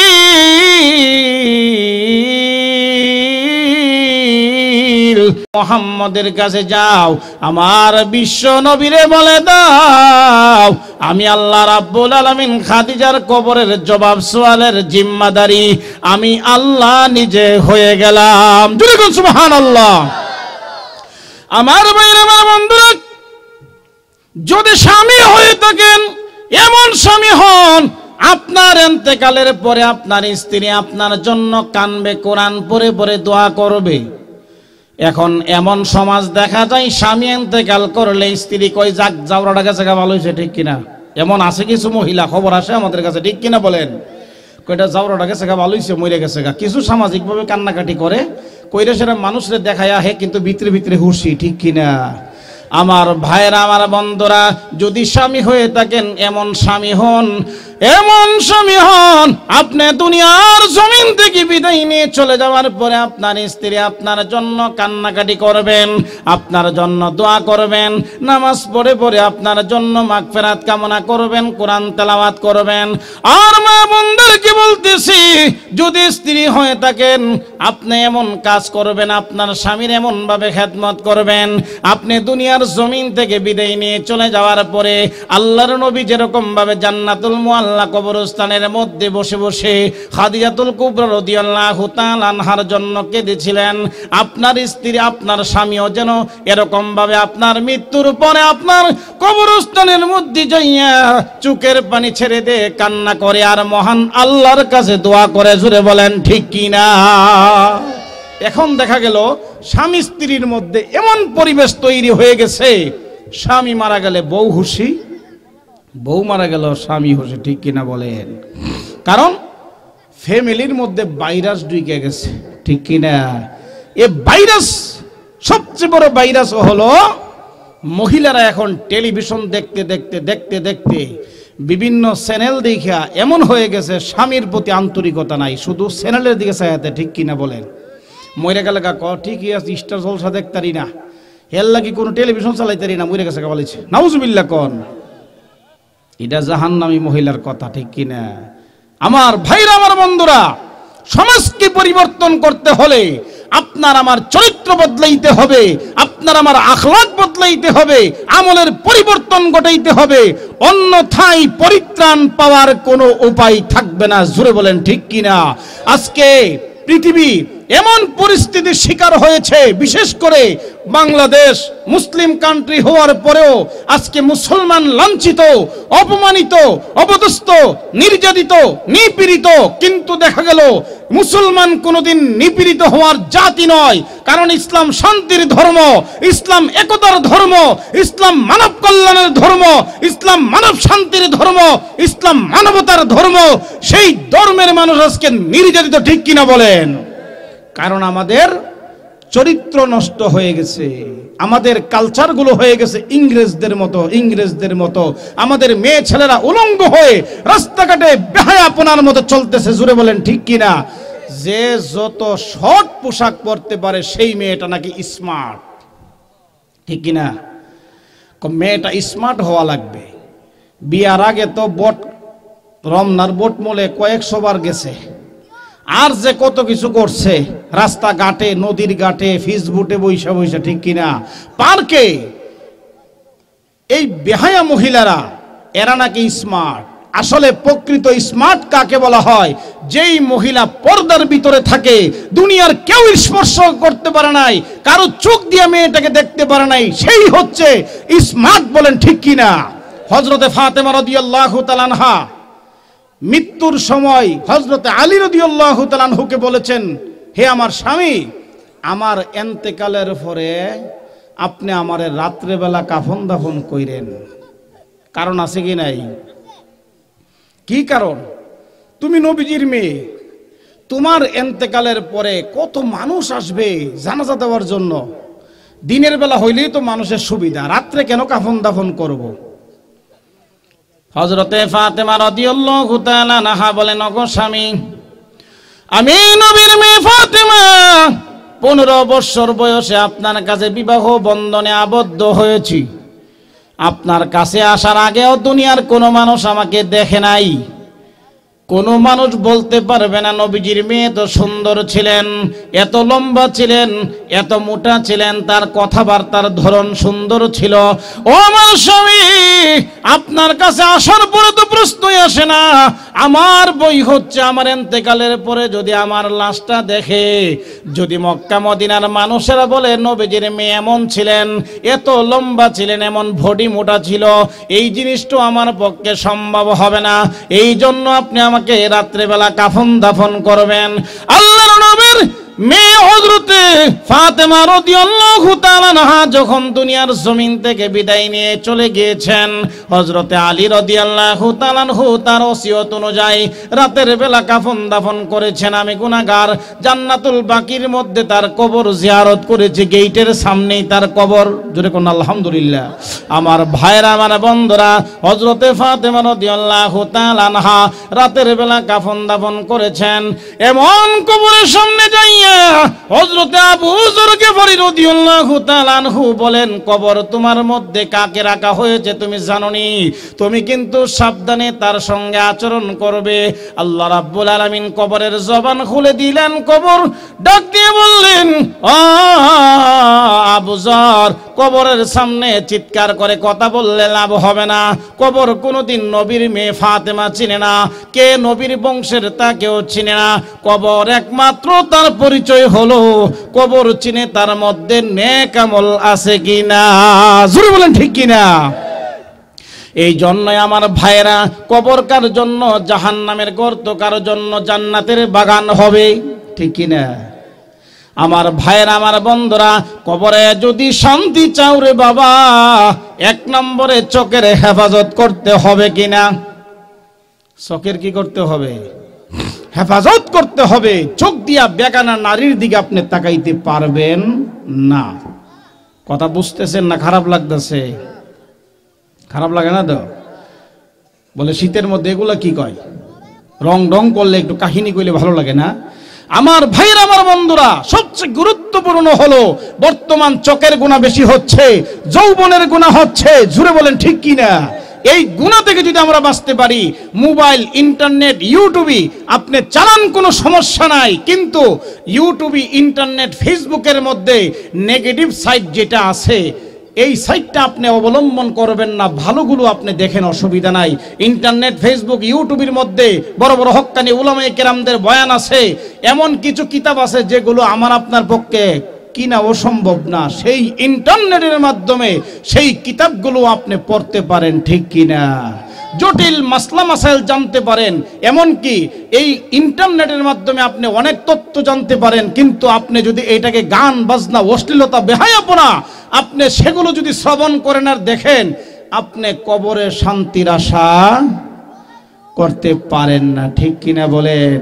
আমার ভাইরা, আমার বন্ধুরা, এই জন্য মহান আল্লাহ রাব্বুল আলামিন মুমিনদেরকে সম্বোধন করে বলেছেন, আল্লাহ রাব্বুল আলামিন বলেন, যদি তোমার চক্ষুকে তুমি হেফাজত করতে পারো, লজ্জাস্থানের যদি হেফাজত করতে পারো, জালিকা আযকা লাহুম, আল্লাহ রাব্বুল আলামিন বলেন তার মধ্যে রয়েছে পবিত্রতা, তার মানে তুমি পবিত্রতা অর্জন করতে সক্ষম হবে। জোরে বলেন ঠিক কিনা?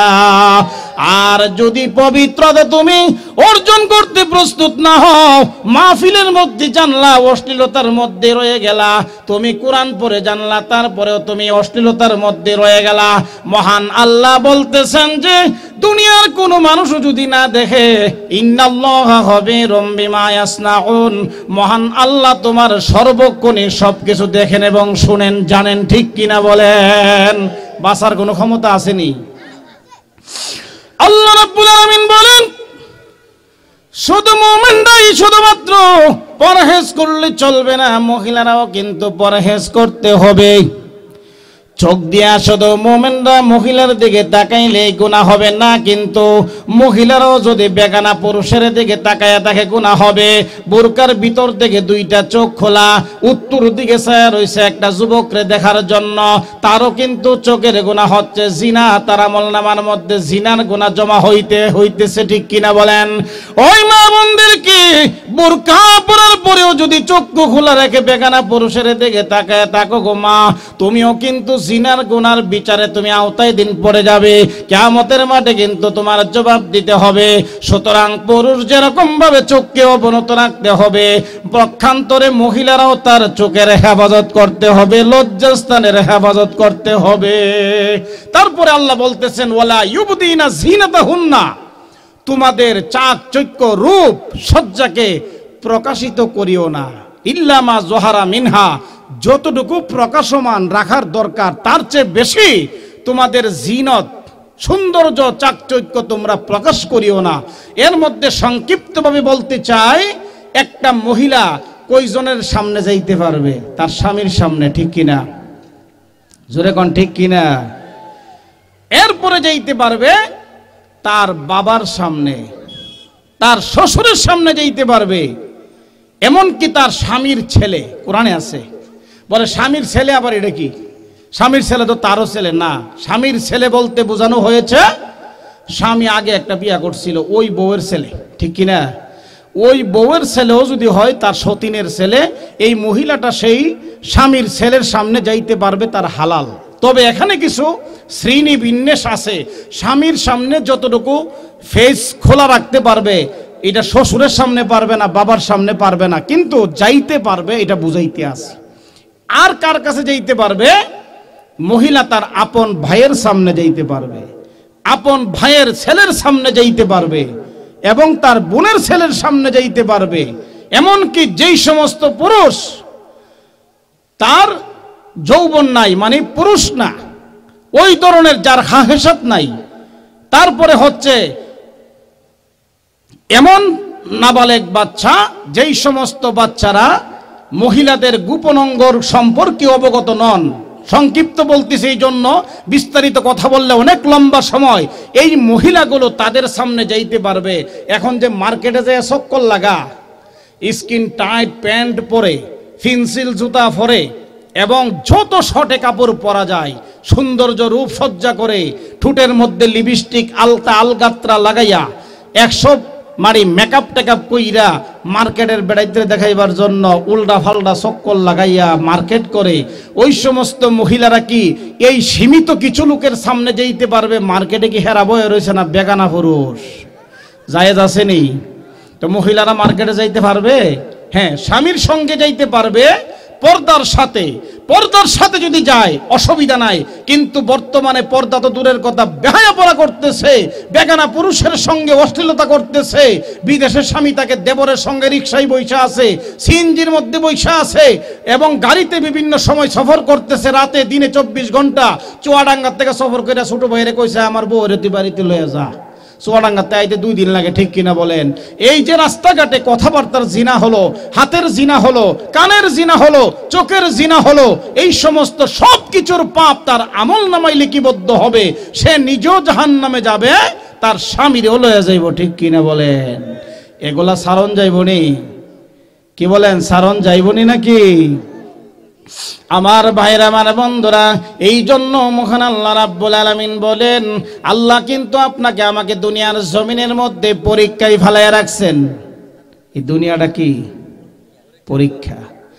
আল্লাহ রাব্বুল আলামিন বলেন, ওয়ালানাবলুওয়ান্নাকুম বিশাইইম মিনাল খাউফি ওয়াল জু' ونقص من الأموال والأنفس والثمرات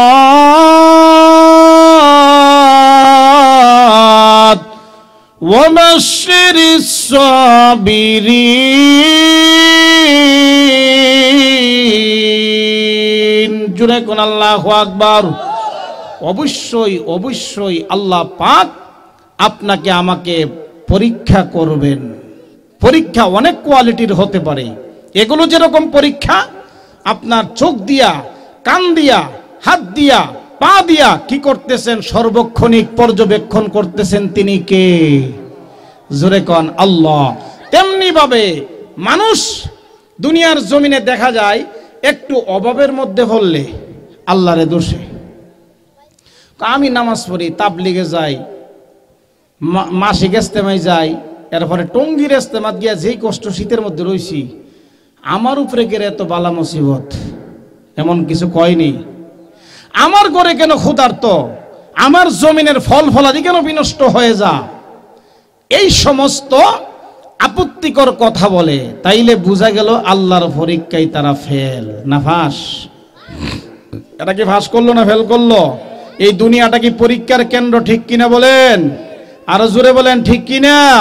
স্বামীর কাছে স্ত্রীর পরীক্ষা, স্ত্রীর কাছে স্বামীর পরীক্ষা, মায়ের কাছে সন্তানের পরীক্ষা, তেমন ভাবে বাবা ছেলের মধ্যে পরীক্ষা আছে। প্রত্যেকটি জায়গা স্টেপ বাই স্টেপ পরীক্ষায় পাস করতে হবে। যেমন মা বাপকে সম্মান দেওয়াটা ইবাদত, কি বলেন? আল্লাহ কোরআনে বলেছেন, ওয়াকাদা রাব্বুকা আল্লা তা'বুদু ইল্লা ইয়াহু ওয়া বিল ওয়ালিদাইনি ইহসানা। আল্লাহর ইবাদতের পরে মা বাবার খেদমত করা, উফ শব্দ যেন ব্যবহার না করে, এটাও তো আল্লাহর ইবাদত। কিন্তু বর্তমানের দেখা যায় সংসারের মধ্যে স্বামী স্ত্রী যেরকম ভাবে অমিল, মইরা গেলে কো আলহামদুলিল্লাহ, অনেক ছেলে আছে বাপ মরল কো আলহামদুলিল্লাহ, কোন ঠিক কিনা? কে বুড়াটা মইরা গেছে বলিছে, ঠিক কিনা? নাউজুবিল্লাহ কোন। কিন্তু পিতাকে কতটুকু তার খেদমত করা উচিত ছিল।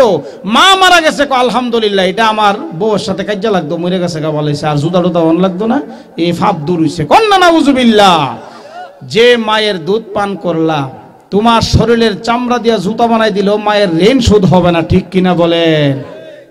সেই মা আজকে সন্তানের কাছে খেদমত পাচ্ছে না। একটাই, আমাদের চরিত্র নষ্ট হয়ে গেছে, চোখ নষ্ট হয়ে গেছে, কান নষ্ট হয়ে গেছে, হৃদয়, দিল যে একটা আছে, দিলও শেষ নষ্ট হয়ে গেছে, ঠিক কিনা বলেন?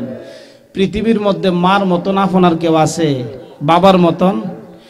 পৃথিবীতে মায়ের মতন আপন কেউ হবে না, মায়ের মতন আপন কেউ হবে না।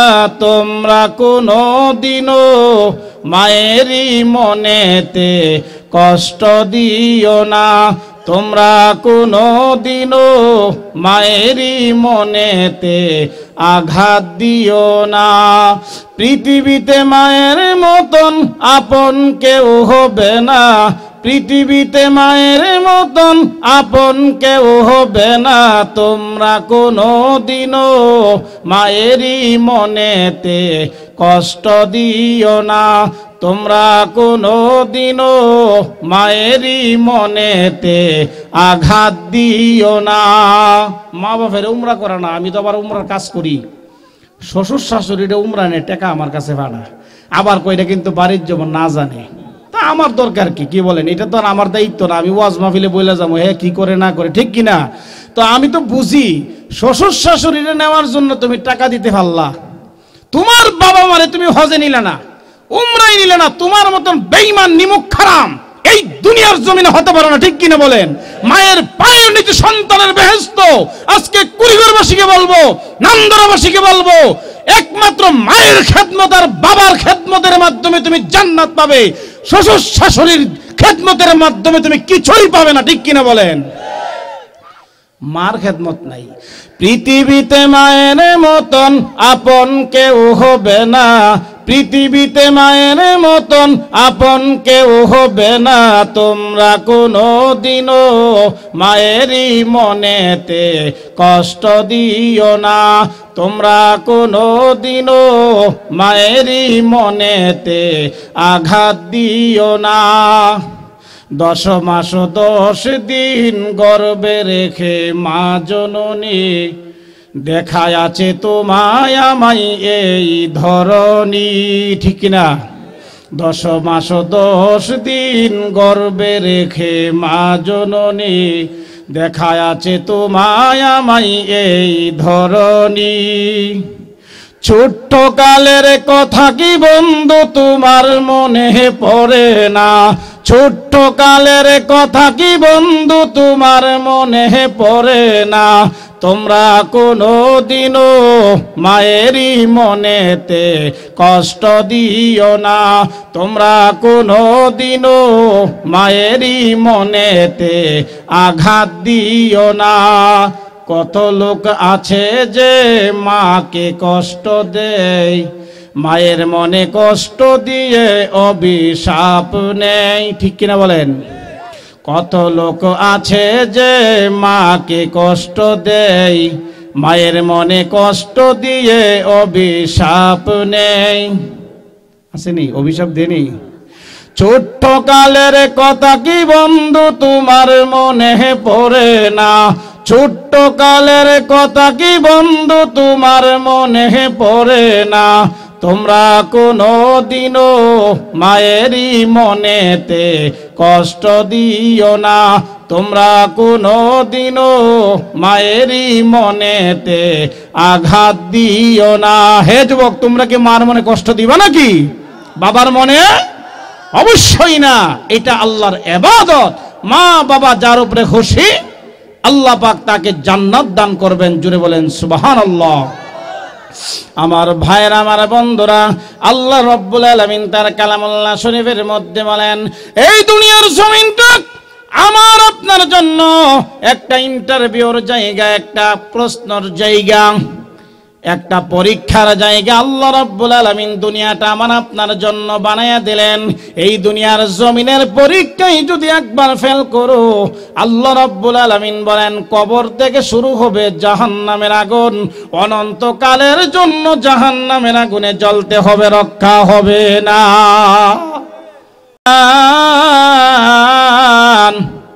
ইয়া মান্নান, আপনারা বলেন ইয়া হান্নান, ইয়া মান্নান। হযরত জিবরাইল আল্লাহকে ডেকে বলবেন, রব্বুল আলামিন, আমি জাহান্নামের গেট পরিদর্শন করলাম, জাহান্নামের তালা লাগানো হয়েছে। ওগো রব্বুল আলামিন, জাহান্নামের ভিতর থেকে করুণ আওয়াজ আসতেছে, তোমার নামের জিকির করতেছে, ইয়া হান্নান, ইয়া মান্নান। আল্লাহ রাব্বুল আলামিন সঙ্গে সঙ্গে ডাক দিবেন, জিবরাইল জাহান্নামের ভিতরে যাও। জাহান্নামের যে দায়িত্বশীল ফেরেশতা, প্রহরী ফেরেশতা, যার নাম হলো মালিক ফেরেশতা, যে কানেও শুনে না, ওই মালিক ফেরেশতাকে বললেন, ইয়া হি মালিক, হে ভাই মালিক, আমি জিব্রাইল জাহান্নাম পরিদর্শন করতে আসছি, পর্যবেক্ষণ করার জন্য আসছি।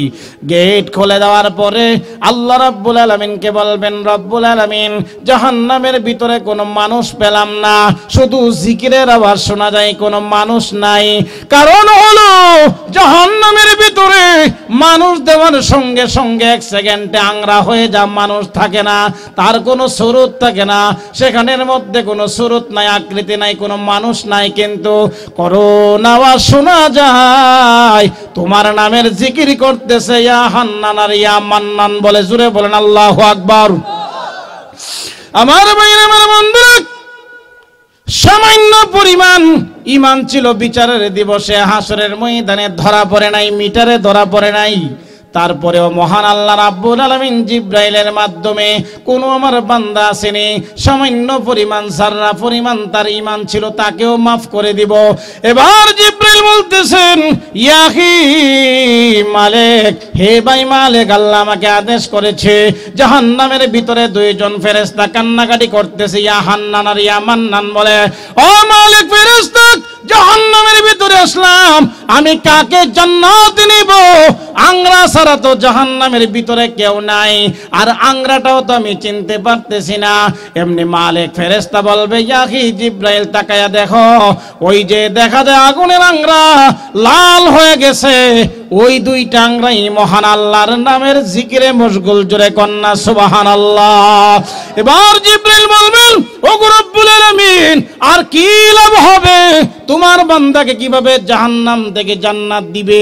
তোমার বান্দা তো জ্বলে পড়ে ছাই ছাই হয়ে গেছে, আগুনের আংরা হয়ে গেছে গো রব্বুল আলামিন, এই বান্দাকে আর জান্নাত দেওয়ার কোনো সুযোগ নাই।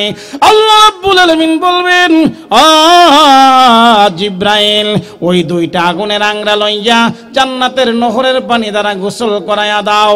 আমি আল্লাহ রাব্বুল আলামিন জান্নাতের নহরের পানি দ্বারা গোসল করাইতেই দেরি হবে না। আমি আল্লাহ রাব্বুল আলামিন পূর্ণিমার চাঁদের মতো জ্বলজ্বল করে আমি আল্লাহ তাদের পুনরায় সুন্দর জান্নাতি আকৃতি দান করে দেব। জোরে কোন সুবহানাল্লাহ। আমার ভাইরা, আমার বন্ধুরা, জাহান্নাম কত ভয়ানক!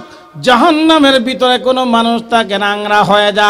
ইব্রাহিম আলাইহিস সালাতু ওয়াস সালাম আল্লাহর কাছে দরখাস্ত করেছিলেন, ওগো রব্বুল আলামিন, আমার বাবা আজর, আমার বাবা তো ঈমানদার না, মুত্তাকি না, পরহেজগার না, বেঈমান, কাফের। আমার বাবাকে যদি জাহান্নামের আগুনে দেওয়া হয়, আর জাহান্নামীরা যদি বলে এইটা ইব্রাহিম নবীর বাবা জাহান্নামের আগুনের মধ্যে রয়েছে, আমার লজ্জা হবে। আমি তো তোমার অন্তরঙ্গ বন্ধু খলিলুল্লাহ ইব্রাহিম। ওগো রব্বুল আলামিন, তুমি কি আমার বাবাকে মাফ করে দিতে পারো না? আল্লাহ রাব্বুল আলামিন বলেন, ইব্রাহিম, আমি আপনার বাবাকে মাফ করে দিতাম, কিন্তু তার মধ্যে যদি ঈমান থাকতো, ঈমান নাই। ওগো ইব্রাহিম, আপনার সামনে জিব্রাইলের মাধ্যমে জাহান্নামটা আমি সামনে উপস্থিত করে দিলাম আপনার বাবাকে এক নজর দেখার জন্য। হযরতে ইব্রাহিম আলাইহিস সালাতু ওয়াস সালামের সামনে যখন জাহান্নামটা সামনে রেখে দিলেন, তিনি তাকায়া দেখেন জাহান্নামের ভিতরে একটা বিশাল আকৃতির পাখি জ্বলজ্বল আগুনের মধ্যে এমন ভাবে আংরা হইতেছে, পুনরায় পাখির স্বরূপ ধারণ করতেছে, আবার আংরা হয়ে যাচ্ছে, আগুনে দগ্ধ হয়ে যাচ্ছে। এমনি ডাক দিলেন, রব্বুল আলামিন, আমার বাবাকে দেখার জন্য তোমার কাছে দরখাস্ত করেছিলাম, বাবাকে তো দেখলাম না জাহান্নামের ভিতরে। আল্লাহ রাব্বুল আলামিন বলেন, ইব্রাহিম, আপনার বাবাকে যদি জাহান্নামের আগুনে জ্বালানো হয়, এই জাহান্নামীরা আপনাকে তিরস্কার করবে, এই জন্য আপনার বাবার সুরত পাল্টাইয়া আমি আল্লাহ রাব্বুল আলামিন পাখির সুরতে জাহান্নামে আযাব দিতেছি। জোরে বলেন আল্লাহু আকবার। আমার ভাইরা, আমার বন্ধুরা, কেউ কিন্তু নিজের বাবা আলেম, আপনি যদি নামাজি না হন, বাবার দোহাই দিয়া জান্নাত পাবেন না। আপনি পীরের কাছে মুরিদ হয়েছেন, পীর সাহেব বলেছে কোনো লাগবে না, নামাজ লাগবে না, রোজা লাগবে না, আমার তরিকা ধরলেই জান্নাতে যাবি। জোরে কোন নাউজুবিল্লাহ। এমন ফিরত আছে নাই? কোন আছে না? কিছু লাগবে না। গাউসুল আজম যাহার নাম, ওলি রহ সুলতান, তুমি গাউজ মেহেরবান, মুশকিল কে করো আসান। ভান্ডারি ভান্ডারি ভান্ডারি, গাউসুল আজম আল্লাহর ওলি ভান্ডারি। জোরে কোন নাউজুবিল্লাহ। গাউসুল আজম যাহার নাম, ওলি রহ সুলতান, তুমি গাউজ মেহেরবান মুশকিলকে করো আসান। শিরিক হইছে কিনা? গাউসুল আজম কি মুশকিলকে আসান করতে রে? জোরে কোন পারে? তো শিরিক গুনাহ আল্লাহ মাফ করব। আল্লাহ ডাইরেক্ট ডিক্লারেশন দিয়ে দিয়েছে কি, ফামান কানা ইয়ারজু লিকা রাব্বিহি ফালইআমাল আমালান সালিহা ওয়ালা ইউশরিক বিইবাদাতি রাব্বিহি আহাদা। জোরে কোন আল্লাহু আকবার। আল্লাহ রাব্বুল আলামিন বলেন ফামান কানা ইয়ারজু লিকা রাব্বিহি, আল্লাহ রাব্বুল আলামিন বলেন আমি আল্লাহর সঙ্গে যদি মোলাকাত করতে হয়, আমি আল্লাহর সঙ্গে যদি তুমি চাও রে বান্দা মোলাকাত করার জন্য, ফালইআমাল আমালান সালিহা, এক নম্বর হলো তুমি নেক আমল করতে হবে, দুই নম্বর হলো ওয়ালা ইউশরিক বিইবাদাতি রাব্বিহি আহাদা, শিরিক মুক্ত ইবাদত করতে হবে। জোরে বলেন ঠিক কিনা? আমার ভাইরা, আমার বন্ধুরা, আল্লাহ রাব্বুল আলামিন এই দুনিয়ার জমিনের মধ্যে আমাদেরকে পরীক্ষা করবেন। এর মধ্যে তো মাঝে মাঝে ফাঁক হয়ে গেছে, গাইছে দেখেন পরীক্ষা ফাঁস না ফেল। রাগ হইতেছেন? একবার ওয়াজ শুনতে আইছে, মনোযোগ নাই, ওয়াজ শুনছে কুরবানির বয়ান, বয়ানে বলছে যেই গরুটা কুরবানি দিব এই গরু কিয়ামতের মাঠে তার শিং দিয়া ওই বান্দারে ফুলসিরাত পার করে জান্নাতে নিয়ে যাইব। হাদিসে আছে কিন্তু। এই ওয়াজ শুননা চুরাবাড়া চুরি করে গরু লই ফুরছে। এর আগে যে হুজুরে কইছে হালাল মাল থেকে কুরবানি দিতে হবে এবং কুরবানি মালিকের নেশাব হইতে হবে, ঠিক কিনা? আপনি গরু কিনছেন কুরবানি দেওয়ার জন্য, এখন যদি এই টাকাটা হালাল না হয় কুরবানি হবে? আর যদি আপনি মালিকের নেশাব না হন তাতে আপনার উপরে কুরবানি ওয়াজিবই না। তো এখন সে চুরি করে গরু আনছে, আনার পরে এলাকাবাসী কইতেছে কিও তুমি তো কুরবানির গরু কিনার কথা না, টেহা পয়সাও নাই, বাঙ্গাচুরা বাড়ি, রাত্রে ঘুমাও খালে বিলে, গরু আনছো কিনা? ক আমি কুরবানি দিয়াম। ক হুজুরে ওয়াজের মধ্যে কইছে যে কুরবানি দিব কিয়ামতের মাঠে ফুলসিরাত পার কইরা গরু লয়ে যাবো গা, এই জন্য আমি কুরবানি দেবো, যত গুনাই করতেছি গরু যাতে আমার লইয়া জান্নাত পার কইরা দে। পারবো নি? এরপরে হুজুরে ক তুমি তাড়াতাড়ি কাজটা করছো কি, যার গরু তার ফিরে দাও, এই কুরবানি হবে না। কেরে? ক তোমার গুণ হইব বেশি, সোয়াব যাও এর চেয়ে বেশি গুণা। ক অসুবিধা কি? ক গুণা হইব পাশাপাশি সোয়াব হইব, মধ্যে দিয়ে 5 মণ গুস্ত হইব, এটা ফিরি খাম, টেহা লাগবো না, 500 টাকা কেজি গুস্ত। জোরে কন্যা নাউজুবিল্লাহ। সে তার ধারণা কেমন ওয়াজ শুনছে, শুই না উল্টা পাল্টা শুই না, সেটা কেমন করছে, চুরি করে গরু আনছে জান্নাতে যাওয়ার জন্য। এই ওয়াজ আর এই ওয়াজ শুনলে এই ওয়াজের দ্বারা কামিয়াবি হবে না, মনোযোগের সাথে শুনতে হবে, ঠিক কিনা বলেন? আমার ভাইরা, আমার বন্ধুরা, যারা দাঁড়িয়ে আছেন বসেন, একটু জিকির করি লা ইলাহা ইল্লাল্লাহ, লা ইলাহা ইল্লাল্লাহ, লা ইলাহা ইল্লাল্লাহ, লা ইলাহা ইল্লাল্লাহ, লা ইলাহা ইল্লাল্লাহ, লা ইলাহা ইল্লাল্লাহ। ফাঁকা জায়গাটা পুরা করেন, একটু সামনের দিকে আসেন, একটু সামনের দিকে আসেন, সকলেই আওয়াজে জিকির করেন লা ইলাহা ইল্লাল্লাহ। আগে আসেন, একটু আগে আসেন, শয়তানকে দূর করে দেন এখান থেকে, যাতে শয়তান চলে যা। লা ইলাহা ইল্লাল্লাহ, লা ইলাহা ইল্লাল্লাহ, লা ইলাহা ইল্লাল্লাহ, লা ইলাহা ইল্লাল্লাহ, লা ইলাহা ইল্লাল্লাহ, লা ইলাহা ইল্লাল্লাহ, লা ইলাহা ইল্লাল্লাহ। জোরে লা ইলাহা ইল্লাল্লাহ, মুহাম্মাদুর রাসূলুল্লাহ সাল্লাল্লাহু আলাইহি ওয়াসাল্লাম। আল্লাহ রাব্বুল আলামিন দুনিয়ার জমিনে আপনাকে আমাকে পাঠিয়েছেন পরীক্ষা দেওয়ার জন্য। যারা ইন্টারভিউ পাস করবে তারা জান্নাতে যাবে, আর যারা দুনিয়ার জমিনের মধ্যে ইন্টারভিউতে ফেল করবে তারা যাবে জাহান্নামে। আল্লাহ রাব্বুল আলামিন যেমন ভাবে আপনাকে আমাকে পরীক্ষার মধ্যে পরীক্ষার কেন্দ্রে ফালিয়েছেন, তেমনি ভাবে মহান আল্লাহ রাব্বুল আলামিন আদম আলাইহিস সালাতু ওয়াস সালাম থেকে সমস্ত নবী রাসূলদেরকেও পরীক্ষা করেছিলেন। ঠিক কিনা বলেন? আমার আপনার পরীক্ষা সহজ, কিন্তু পয়গম্বরদের পরীক্ষা করুন কঠিন। হযরতে ইব্রাহিম আলাইহিস সালাতু ওয়াস সালামকে এমন পরীক্ষা করেছিলেন, আল্লাহ রাব্বুল আলামিন ৮৬ বছর বয়সে একটা সন্তান দান করেছিলেন। হযরতে ইব্রাহিম আলাইহিস সালাতু ওয়াস সালাম হাজেরা আলাইহিস সালাতু ওয়াস সালামের আগে একজন তার স্ত্রী ছিলেন, তার নাম সারা। ইব্রাহিম আলাইহিস সালামের স্ত্রীর নাম কি? হযরতে সারা। সন্তান নাই, ছেলে নাই, মেয়ে নাই। সারা ইব্রাহিম আলাইহিস সালাতু ওয়াস সালামকে বলেছিলেন, ওগো আমার স্বামী ইব্রাহিম,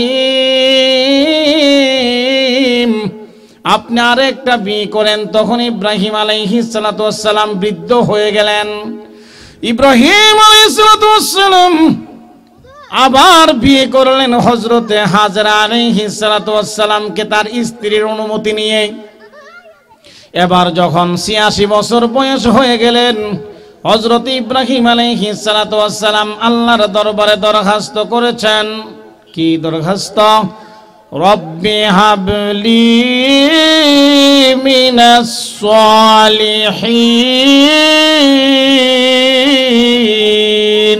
জোরে কোন আল্লাহু আকবার। খারাপ লাগে? জোরে কোন খারাপ লাগে নাকি? হযরত ইব্রাহিম আল্লাহর দরবারে দোয়া করেছেন, রব্বি হাবলি মিনাস সালিহিন, হি আল্লাহ আমাকে একটা নেক সন্তান দান করেন। বলতেই দেরি নাই, সঙ্গে সঙ্গে পয়গম্বরের দরখাস্ত মঞ্জুর করেছেন ৮৬ বছর বয়সে। আল্লাহ পাক রব্বুল আলামিন কোরআনের মধ্যে ঘোষণা দিয়ে দিলেন, ফাবাশশারনাহু বিগুলামিন হালিম।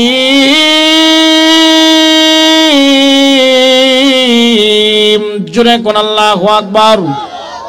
আল্লাহু আকবার বললে শরীরটা গরম হবে, আর জুড়ে বলেন আল্লাহু আকবার।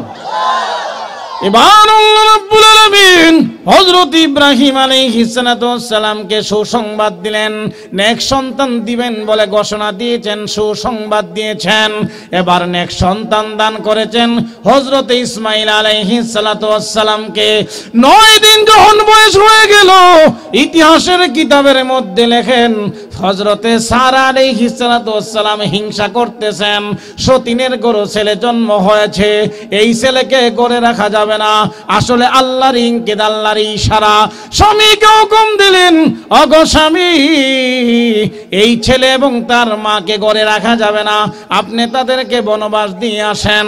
যারা মক্কা মদিনা গিয়েছেন, সাফা পাহাড়ের পাশে যে জমজম কুয়া রয়েছে, ওই সাফা পাহাড়ের কাছে হযরত ইব্রাহিম আলাইহিস সালাতু ওয়াস সালাম কেমন পরীক্ষা, বৃদ্ধ বয়সে সন্তান আল্লাহর কাছে চেয়ে নিয়ে সেই সন্তান জন্ম হওয়ার পরে সেই সন্তানের প্রতি তাদের কত মায়া এবং দয়া। ওই সন্তান পাওয়ার পরে আল্লাহর ইশারায়, আল্লাহর ইঙ্গিতে তারা বনবাস দেওয়ার জন্য চলে এসেছেন সাফা পাহাড়ের কাছে মক্কার জমিনে। এবার যখন সাফা পাহাড়ের মধ্যে আইসা যখন ইব্রাহিম তারা হাজরা আলাইহিস সালাতু ওয়াস সালামকে বললেন, সন্তানকে রেখে বললেন আমি চলে যাচ্ছি, এই কথা বলে পিছনের দিকে তাকানো না। এবার হাজরা আলাইহিস সালাম তাকায়া দেখেন সীমিত যে খাবার রয়েছে এই মুহূর্তে শেষ হয়ে যাবে, যেই পানির ব্যবস্থা রয়েছে পানিও শেষ হয়ে যাবে। এই কথা বিবেচনা করে স্বামীকে ডাক দিয়ে বললেন, স্বামী আপনি যে আমাদেরকে রেখে চলে যাচ্ছেন, পিছনের দিকে তাকাচ্ছেন না। ও আল্লাহর খলিল ইব্রাহিম, আপনি চলে যাইতেছেন তার কারণ কি? আপনি কি ইচ্ছাকৃত আমাদেরকে ফেলে চাইতেছেন না? মহান আল্লাহর ইশারায় চলে যাচ্ছেন। ইব্রাহিম আলাইহিস সালাতু সালাতু ওয়াস সালাম দূর থেকে ইশারা করলেন, একটা আঙ্গুল উচ্চে উপরের দিকে তাকায়া বললেন, আল্লাহর ইশারায় তোমাদেরকে বনবাসে রেখে জঙ্গলে রেখে আমি চলে যাচ্ছি। এবার হাজরা আলাইহিস সালাতু ওয়াস সালাম যেমন পয়গম্বর, তার স্ত্রীও সেরকম। হযরতে হাজরা আলাইহিস সালাতু ওয়াস সালাম বললেন, আল্লাহর ইশারায় যদি আমাদেরকে বনবাসে রেখে চলে যায়, আমাদের খানার ব্যবস্থা মহান আল্লাহই করবেন। জোরে বলেন ঠিক কিনা? ইব্রাহিম চলে গেলেন 9 বছর বয়সে, 9 দিনের সন্তান রেখে চলে গেলেন। 9 বছর বয়সে আবার আসলেন। হযরতে ইব্রাহিম আসার পরে 9 দিনের সন্তানকে তিনি দেখে চিনেন নাই। হযরত ইসমাঈল আলাইহিস সালাতু ওয়াস সালাম পিতাকে দেখে চিনে ফেলেছেন। কোন আল্লাহু আকবার। হযরত ইব্রাহিম সিরিয়া থেকে যখন মক্কায় আগমন করলেন সন্তান আর স্ত্রীকে দেখার জন্য, হযরতে ইসমাঈল আলাইহিস সালাতু ওয়াস সালাম পিতার যে ঘোড়াটা ছিলেন ওই ঘোড়ার মধ্যে ধাক্কা দিয়ে দাঁড়ায় আছে। জোরে করে আল্লাহু আকবার। এমনি ঘোড়া সামনের দিকে অগ্রসর হচ্ছে না। ইব্রাহিম আলাইহিস সালাতু ওয়াস সালাম তার ঘোড়াটাকে প্রচন্ড চাবুক মারতে আরম্ভ করলেন। আল্লাহ রাব্বুল আলামিন বলেন, জিব্রাইল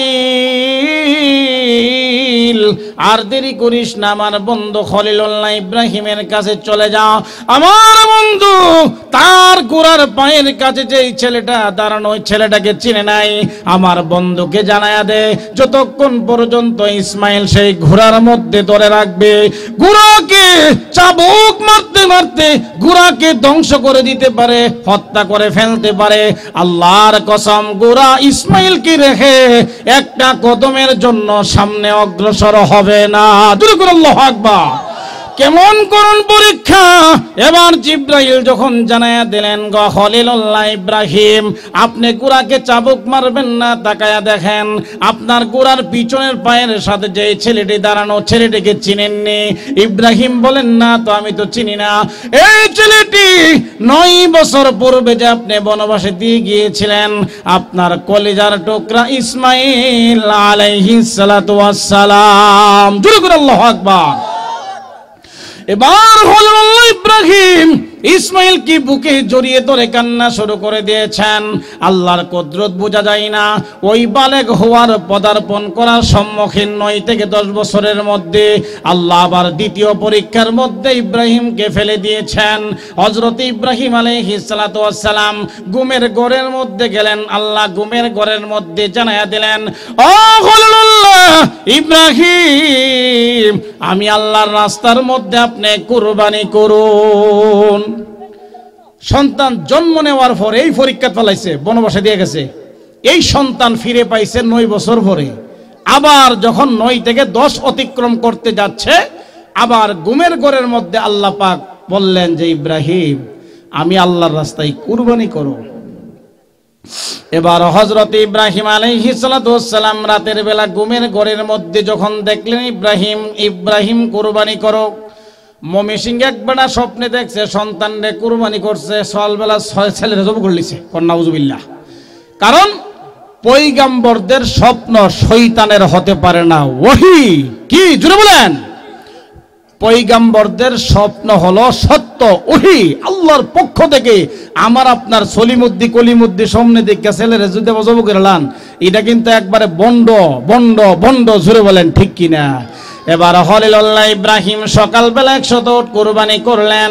আবার যখন ঘুমের ঘরের মধ্যে গেলেন, আল্লাহ ডাক দিয়ে বলেন, ইব্রাহিম, আমি আল্লাহর রাস্তার মধ্যে আপনি কুরবানি করুন।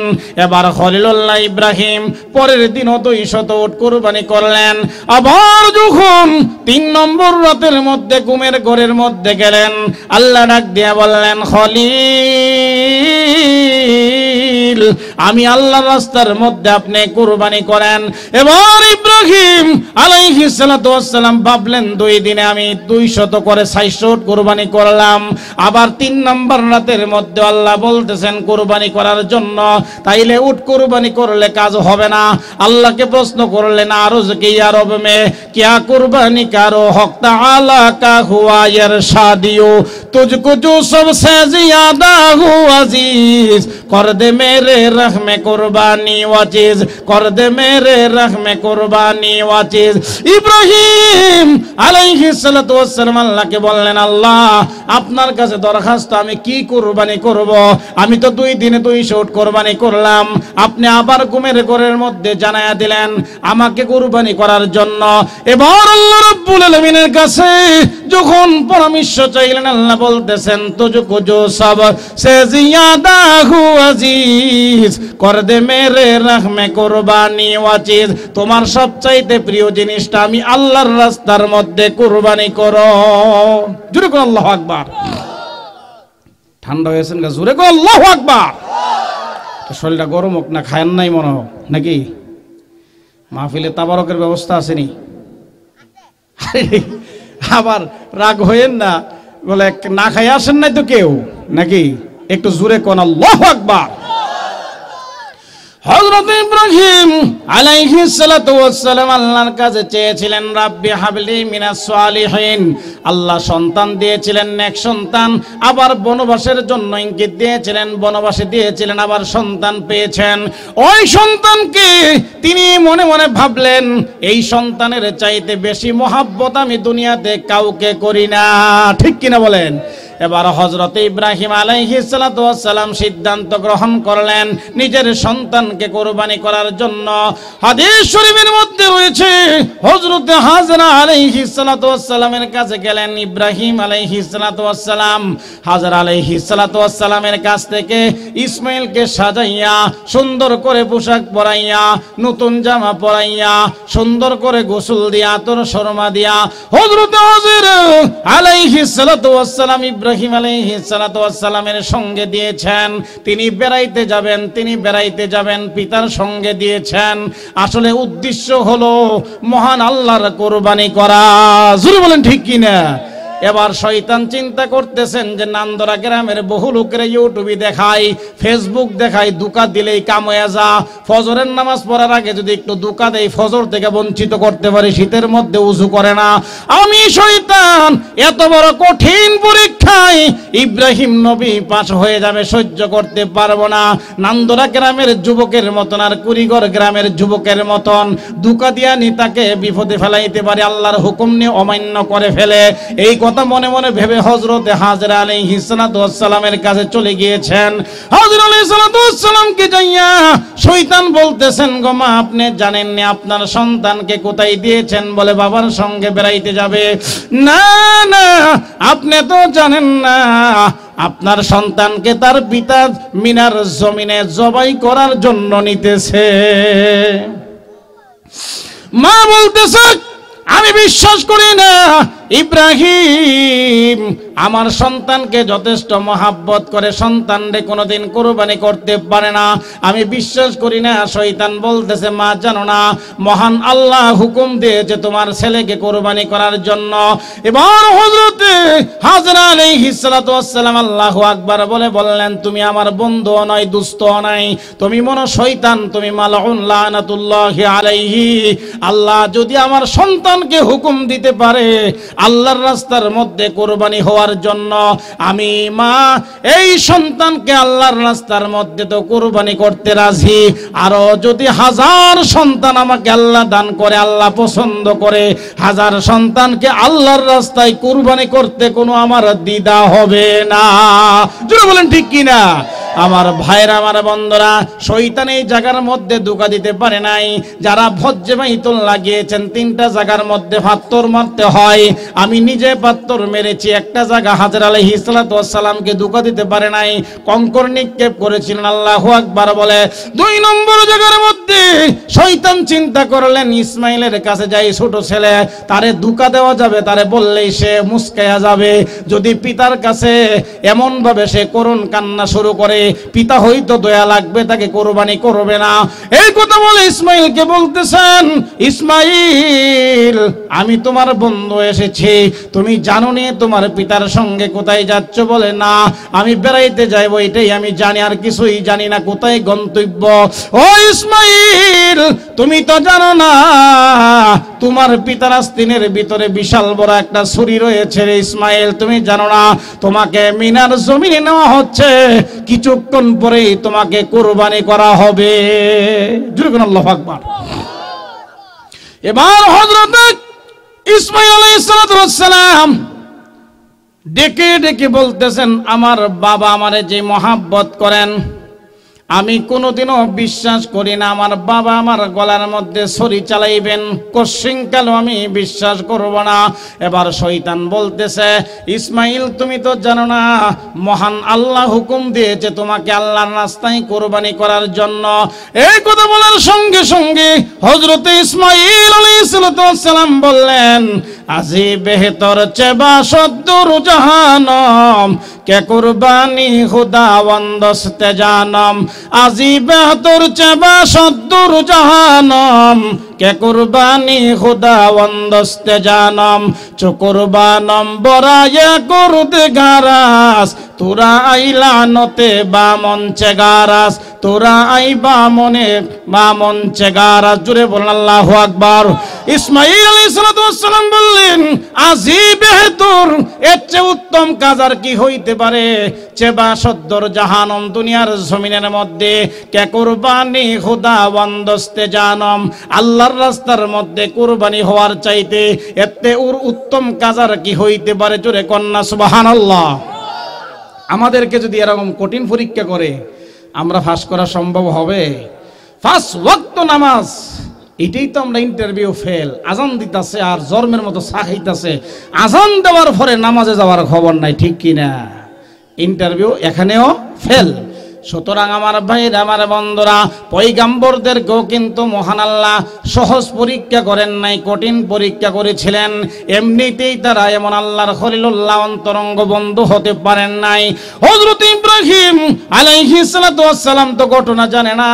হযরত ইসমাঈল আলাইহিস সালাম বললেন, এর চেয়ে উত্তম কাজ আর কি হইতে পারে? আমি ইসমাঈলকে মহান আল্লাহ হুকুম দিয়েছে আল্লাহর রাস্তায় কুরবানির জন্য। আমি আল্লাহ যদি হুকুম দিয়ে থাকি আল্লাহর রাস্তার মধ্যে কুরবানির জন্য, আমি কুরবানির জন্য প্রস্তুত। তুমি কি জন্য বাধা দিতে আসছো? আমার মনে হয় তুমি শয়তান, এখান থেকে সরে যাও। আল্লাহু আকবার বলে পাথর মেরেছেন, শয়তান সেখানেও ধোঁকা দিতে পারে নাই। এবার যখন নাকি হযরত ইব্রাহিমের কাছে আসলেন, পারে নাই। এবার মিনার জমিনের মধ্যে নিয়ে গেলেন। পাথর মারা থেকে কিছু সামনে গেলেই একটা ব্রিজের নাম কুবরি ফয়সাল। কুবরি ফয়সালের সামনে একটা মুস্তাশফি মানে হসপিটাল রয়েছে। ওই হসপিটালের পাশে একটা রেল লাইন রয়েছে, রেল স্টেশন আছে। এর পাশেরটাই পাহাড়টার মধ্যে একটা সুন্দর গম্বুজ আছে। ওই গম্বুজটাই হলো হযরত ইসমাঈলকে কুরবানির জায়গা। জোরে কোন ঠিক কিনা? আমার ভাই আমার বন্ধুরা, ওই জায়গার মধ্যে হযরত ইব্রাহিম আলাইহিস সালাম ইসমাঈলকে নিলেন, জিজ্ঞাসা করলেন, فلما بلغ معه السعي قال يا بني إني أرى في المنام। জোরে কোন আল্লাহু আকবার। আল্লাহ রাব্বুল আলামিন ইতিহাসটাকে কোরআন শরীফের মধ্যে ধারণ করেছেন। যখন ইব্রাহিম ইসমাঈলকে নিয়ে গেলেন, ইসমাঈলকে পরীক্ষা করার জন্য বলেছেন, ইয়া বুনাইয়া, হে আমার বৎস, হে আমার সন্তান, ইন্নী আরা ফিল মানাম, আমি তোমাকে স্বপ্নে দেখেছি। আন্নী আযবাহুকা ফানজুর মাযা তারা, আমি তোমাকে স্বপ্নে দেখেছি কুরবানি করেছি, এবার বলো তোমার অভিমত কি? এবার প্রশ্ন করার সময় ইব্রাহিম আলাইহিস সালাম সংশয় ছিলেন, না জানে আমার ছেলে উল্টা কোনো কথা বলে ফেলে। কিন্তু তিনি অপেক্ষায় ছিলেন, আমার সন্তান না জানে কোনো বিকল্প কথা বলে ফেলে। কিন্তু তিনি বিকল্প কথা বলেন নাই। ইব্রাহিম আলাইহিস সালামের সন্তান ইসমাঈল আরা ফিল মানাম, হে আমার ছেলে, আমি স্বপ্নে দেখে যে কুরবানি করেছি, তোমার অভিমত কি? তিনি জবাব দিলেন, ক্বালায়া আবাতি ফাল মা তুমারু সাতাজিদুনি ইনশাআল্লাহু মিনাস সাবিরিন। হে আমার বাবা, আল্লাহ রাব্বুল আলামিন আপনাকে যে আদেশ করেছেন, আপনি স্বপ্নে দেখেছেন, আপনি সেই কুরবানিকে বাস্তবে পরিণত করুন, নিশ্চয় আপনি আমাকে সবুরকারীদের সঙ্গে পাবেন। জুড়ে বলেন সুবহানাল্লাহ। এবার যখন পিতা পুত্র কুরবানির জন্য যখন উভয় পক্ষ রাজি হয়ে গেলেন, মিনার জমিনের মধ্যে ইসমাইল আলাইহিস সালাতু ওয়াস সালামকে শোয়াইলেন। এবার ইসমাইল আলাইহিস সালাতু ওয়াস সালাম বললেন, বাবা খলিলুল্লাহ ইব্রাহিম, আমি তো আপনার ছেলে ইসমাইল, আপনি তো আমাকে মহাব্বত করেন, আপনি আমাকে আদর করেন, মায়া করেন। ওগো আমার বাবা, আল্লাহ হুকুম দিয়েছে, আল্লাহর রাস্তায় কুরবানির জন্য আপনি আমাকে কুরবানির জন্য আনছেন। ছুরি চালাইবার পূর্বে যদি আপনি আমার চোখের দিকে তাকান গো বাবা, হয়তো আপনার দয়া লাগবে, মায়া লাগবে, মহাব্বত লাগতে পারে, চোখের পানি চলে আসতে পারে। আর ওই মুহূর্তে যদি আমাকে কুরবানি করতে যাইয়া কাল বিলম্ব করেন, হয়তোবা মহান আল্লাহর হুকুম অমান্য হয়ে যাবে। সুতরাং আমি রাজি, আপনি আমাকে কুরবানি করুন। আমার দুইটা হাত আপনি বেঁধে ফেলুন, আমার দুইটা পা আপনি বেঁধে ফেলুন। কারণ যখন আমি আপনাকে দেখার জন্য জীবনের শেষ মুহূর্তে আপনার দিকে তাকাইব, ওই মুহূর্তে দয়া আসতে পারে। আমার বাবা, আপনি আমার হাত পা গুলো বেঁধে ফেলুন, আমার চক্ষু দুইটা বেঁধে ফেলুন, আমার জামাটা খুলে, যেই জামাটা আমার মা গোসল করাইয়া পরাইয়া দিছে, জোরে কন্না আল্লাহু আকবার। হযরত ইসমাঈল আলাইহিস সালাতু ওয়াস সালাম পিতাকে বললেন, বাবা কুরবানি হওয়ার আগে আপনাকে একটা ওসিয়ত করে যাই। আপনি যখন আমাকে কুরবানি করবেন, আমার গায়ে যে জামাটা রয়েছে, ওই রক্ত মাখা জামাটা আমার মায়ের কাছে দিয়েন না। জোরে করে আল্লাহু আকবার। আমার মা যদি আমার এই জামা দেখে, ও আমার পিতা ইব্রাহিম, আমার মা বাঁচবে না। আমার মায়ের কাছে আপনি কিন্তু জামাটা দিয়েন না। আমার হাত পা গুলো বেঁধে ফেলুন, চক্ষু বেঁধে ফেলুন, আপনার চক্ষু বেঁধে ফেলুন আমাকে কুরবানির জন্য, যাতে কোনো কাল বিলম্ব না হয়। এবার যখন পিতা পুত্র সুন্দরভাবে যখন রাজি হয়ে গেলেন, কুরবানির জায়গাতে যখন প্রস্তুত হয়ে গেলেন, এমনি হযরত ইব্রাহিম আলাইহিস সালাতু ওয়াস সালাম ছুরি দিয়া ইসমাইলের গলার মধ্যে ছুরি চালাচ্ছেন। আল্লাহ ডেকে বললেন, রে ছুরি, আমি আল্লাহর আদেশ ইসমাইলের একটা পশম পড়তে পারবি না। জোরে কোন সুবহানাল্লাহ। আল্লাহ যদি আদেশ করে, ছুরির কোনো ক্ষমতা আছে? ইব্রাহিম আলাইহিস সালাম তো আগুনে দিছিল, আল্লাহ কি বলছিল? কুলনা ইয়া নারু কুনি বারদা ওয়া সালামান আলা ইব্রাহিম। আগুন দেজন আল্লাহ কইছে, বারদা ঠান্ডা হয়ে যাও। কেমন ঠান্ডা? ওয়া সালামান আলা ইব্রাহিম। সালামান শব্দ তাফসীরে বলা হয়েছে এমন ঠান্ডাও না, এটা এয়ার কন্ডিশন হয়ে গেছে। জোরে কোন সুবহানাল্লাহ। আগুনের ক্ষমতা কার? আল্লাহর হাতে না? আগুনটা যদি আল্লাহ কয় যে তোর কোনো ক্ষমতা নাই, কোনো আগুনে আপনার একটা ফসম ফুরার ক্ষমতা আছে নাকি? এবার হযরত ইব্রাহিমের ছুরিকে আল্লাহ আদেশ করেছেন, ইব্রাহিমের ছুরিকে বলেছেন, ইসমাইলের একটা পশম পুরার ক্ষমতা নাই। ইব্রাহিম ছুরি চালাচ্ছেন, যখন তিনি ছুরিটা চালাইতেছে, যখন তার গলা কাটতেছে না, ইব্রাহিম আলাইহিস সালাতু ওয়াস সালাম রাগান্বিত হয়ে গেলেন। ছুরিটা নিকটের একটা পাথরের মধ্যে ছুঁড়ে নিক্ষেপ করলেন। পাথর কত শক্ত, হীরার দ্বার ছুরির আঘাতে পাথরটা দু টুকরা হয়ে গেলেন। এবার ইব্রাহিম মনে মনে ভাবলেন, ছুরির মধ্যে ধারালো, তার সক্ষমতা রয়েছে, কিন্তু ইসমাইলকে কাটে না কেন? ব্যাপারটা কি? ইব্রাহিম আলাইহিস সালাতু ওয়াস সালাম পেরেশান হয়ে গেলেন। মহান আল্লাহর হুকুম মনে হয় অমান্য হয়ে যাবে, না জানে কোনো শয়তান আমাকে পেয়েছে। তিনি ভয়ে প্রকম্পিত হয়ে গেলেন, আবার গলায় ছুরি চালাচ্ছেন, একটা পশম কাটে না। এমনি আল্লাহ রাব্বুল আলামিন জিবরাইল আলাইহিস সালাতু ওয়াস সালামকে হুকুম দিলেন, জিবরাইল তুমি দুনিয়ার জমিনে তাকাও। হযরতে জিবরাইল তাকাইলেন। আল্লাহ সাত আসমানের ফেরেশতাদেরকে বললেন, তোমরা মিনার জমিনে তাকাও। এবার সাত আসমানের ফেরেশতারা মিনার জমিনে তাকাইলেন। আল্লাহ নাকি বললেন, তোমরা কি দেখতেছো? ফেরেশতারা বললেন, রব্বুল আলামিন কিছুই বুঝলাম না, এই দৃশ্য কোনোদিন দেখি নাই। সন্তান তো কোনোদিনই, সন্তানকে তো পিতা কোনোদিন হত্যা করতে পারে না, কুরবানি করতে পারে না। আপনার খলিলুল্লাহ ইব্রাহিমকে দেখলাম মিনার জমিনে তার ইসমাইলকে কুরবানির জন্য ছুরি চালাচ্ছে। আল্লাহ রাব্বুল আলামিন ডাক দিয়ে বললেন, ও জিবরাইল, আর দেরি করিস না, এক্ষুনি তুমি চলে যাও, আমার বন্ধু খলিলুল্লাহ ইব্রাহিমের শরীর নিচে যাইয়া আমার একটা দুম্বা পৌঁছায়া দিতে হবে। এই মুহূর্তে তুমি জান্নাতের মধ্যে চলে যাও, জান্নাতের মধ্যে যাইয়া জান্নাতের মধ্যে একটা দুম্বা রয়েছে, ওই দুম্বাটা নিয়া আমার খলিলুল্লাহ ইব্রাহিমের কুরবানির শরীর নিচে নিয়ে দিয়ে দাও। আমার খলিলুল্লাহকে জানা দাও আমার বন্ধুর কুরবানি আমি কবুল করেছি, আমি আল্লাহ রাব্বুল আলামিন খুশি হইয়া জান্নাতের দুম্বাটা হাদিয়া হিসাবে পাঠাইলাম। জোরে বলেন সুবহানাল্লাহ। নারে তাকবীর, নারে তাকবীর।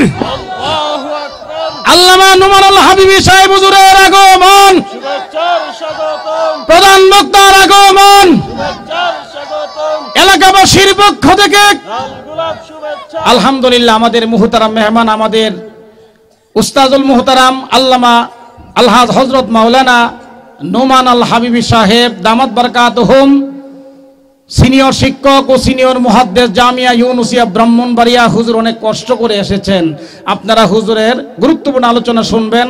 আসলে আমাদের তো কোনো আমরা কি ওয়াজ করব জানি কি, হুজুরদের কাছে দোয়া নিতে যাই, হুজুররা দোয়া করেন বিদায় কিছু কথা বলতে পারি। আমি নিজেও হুজুরের ওয়াজ শুনবো এবং শুনি, হুজুরের তথ্য নির্ভর আলোচনা করে থাকেন।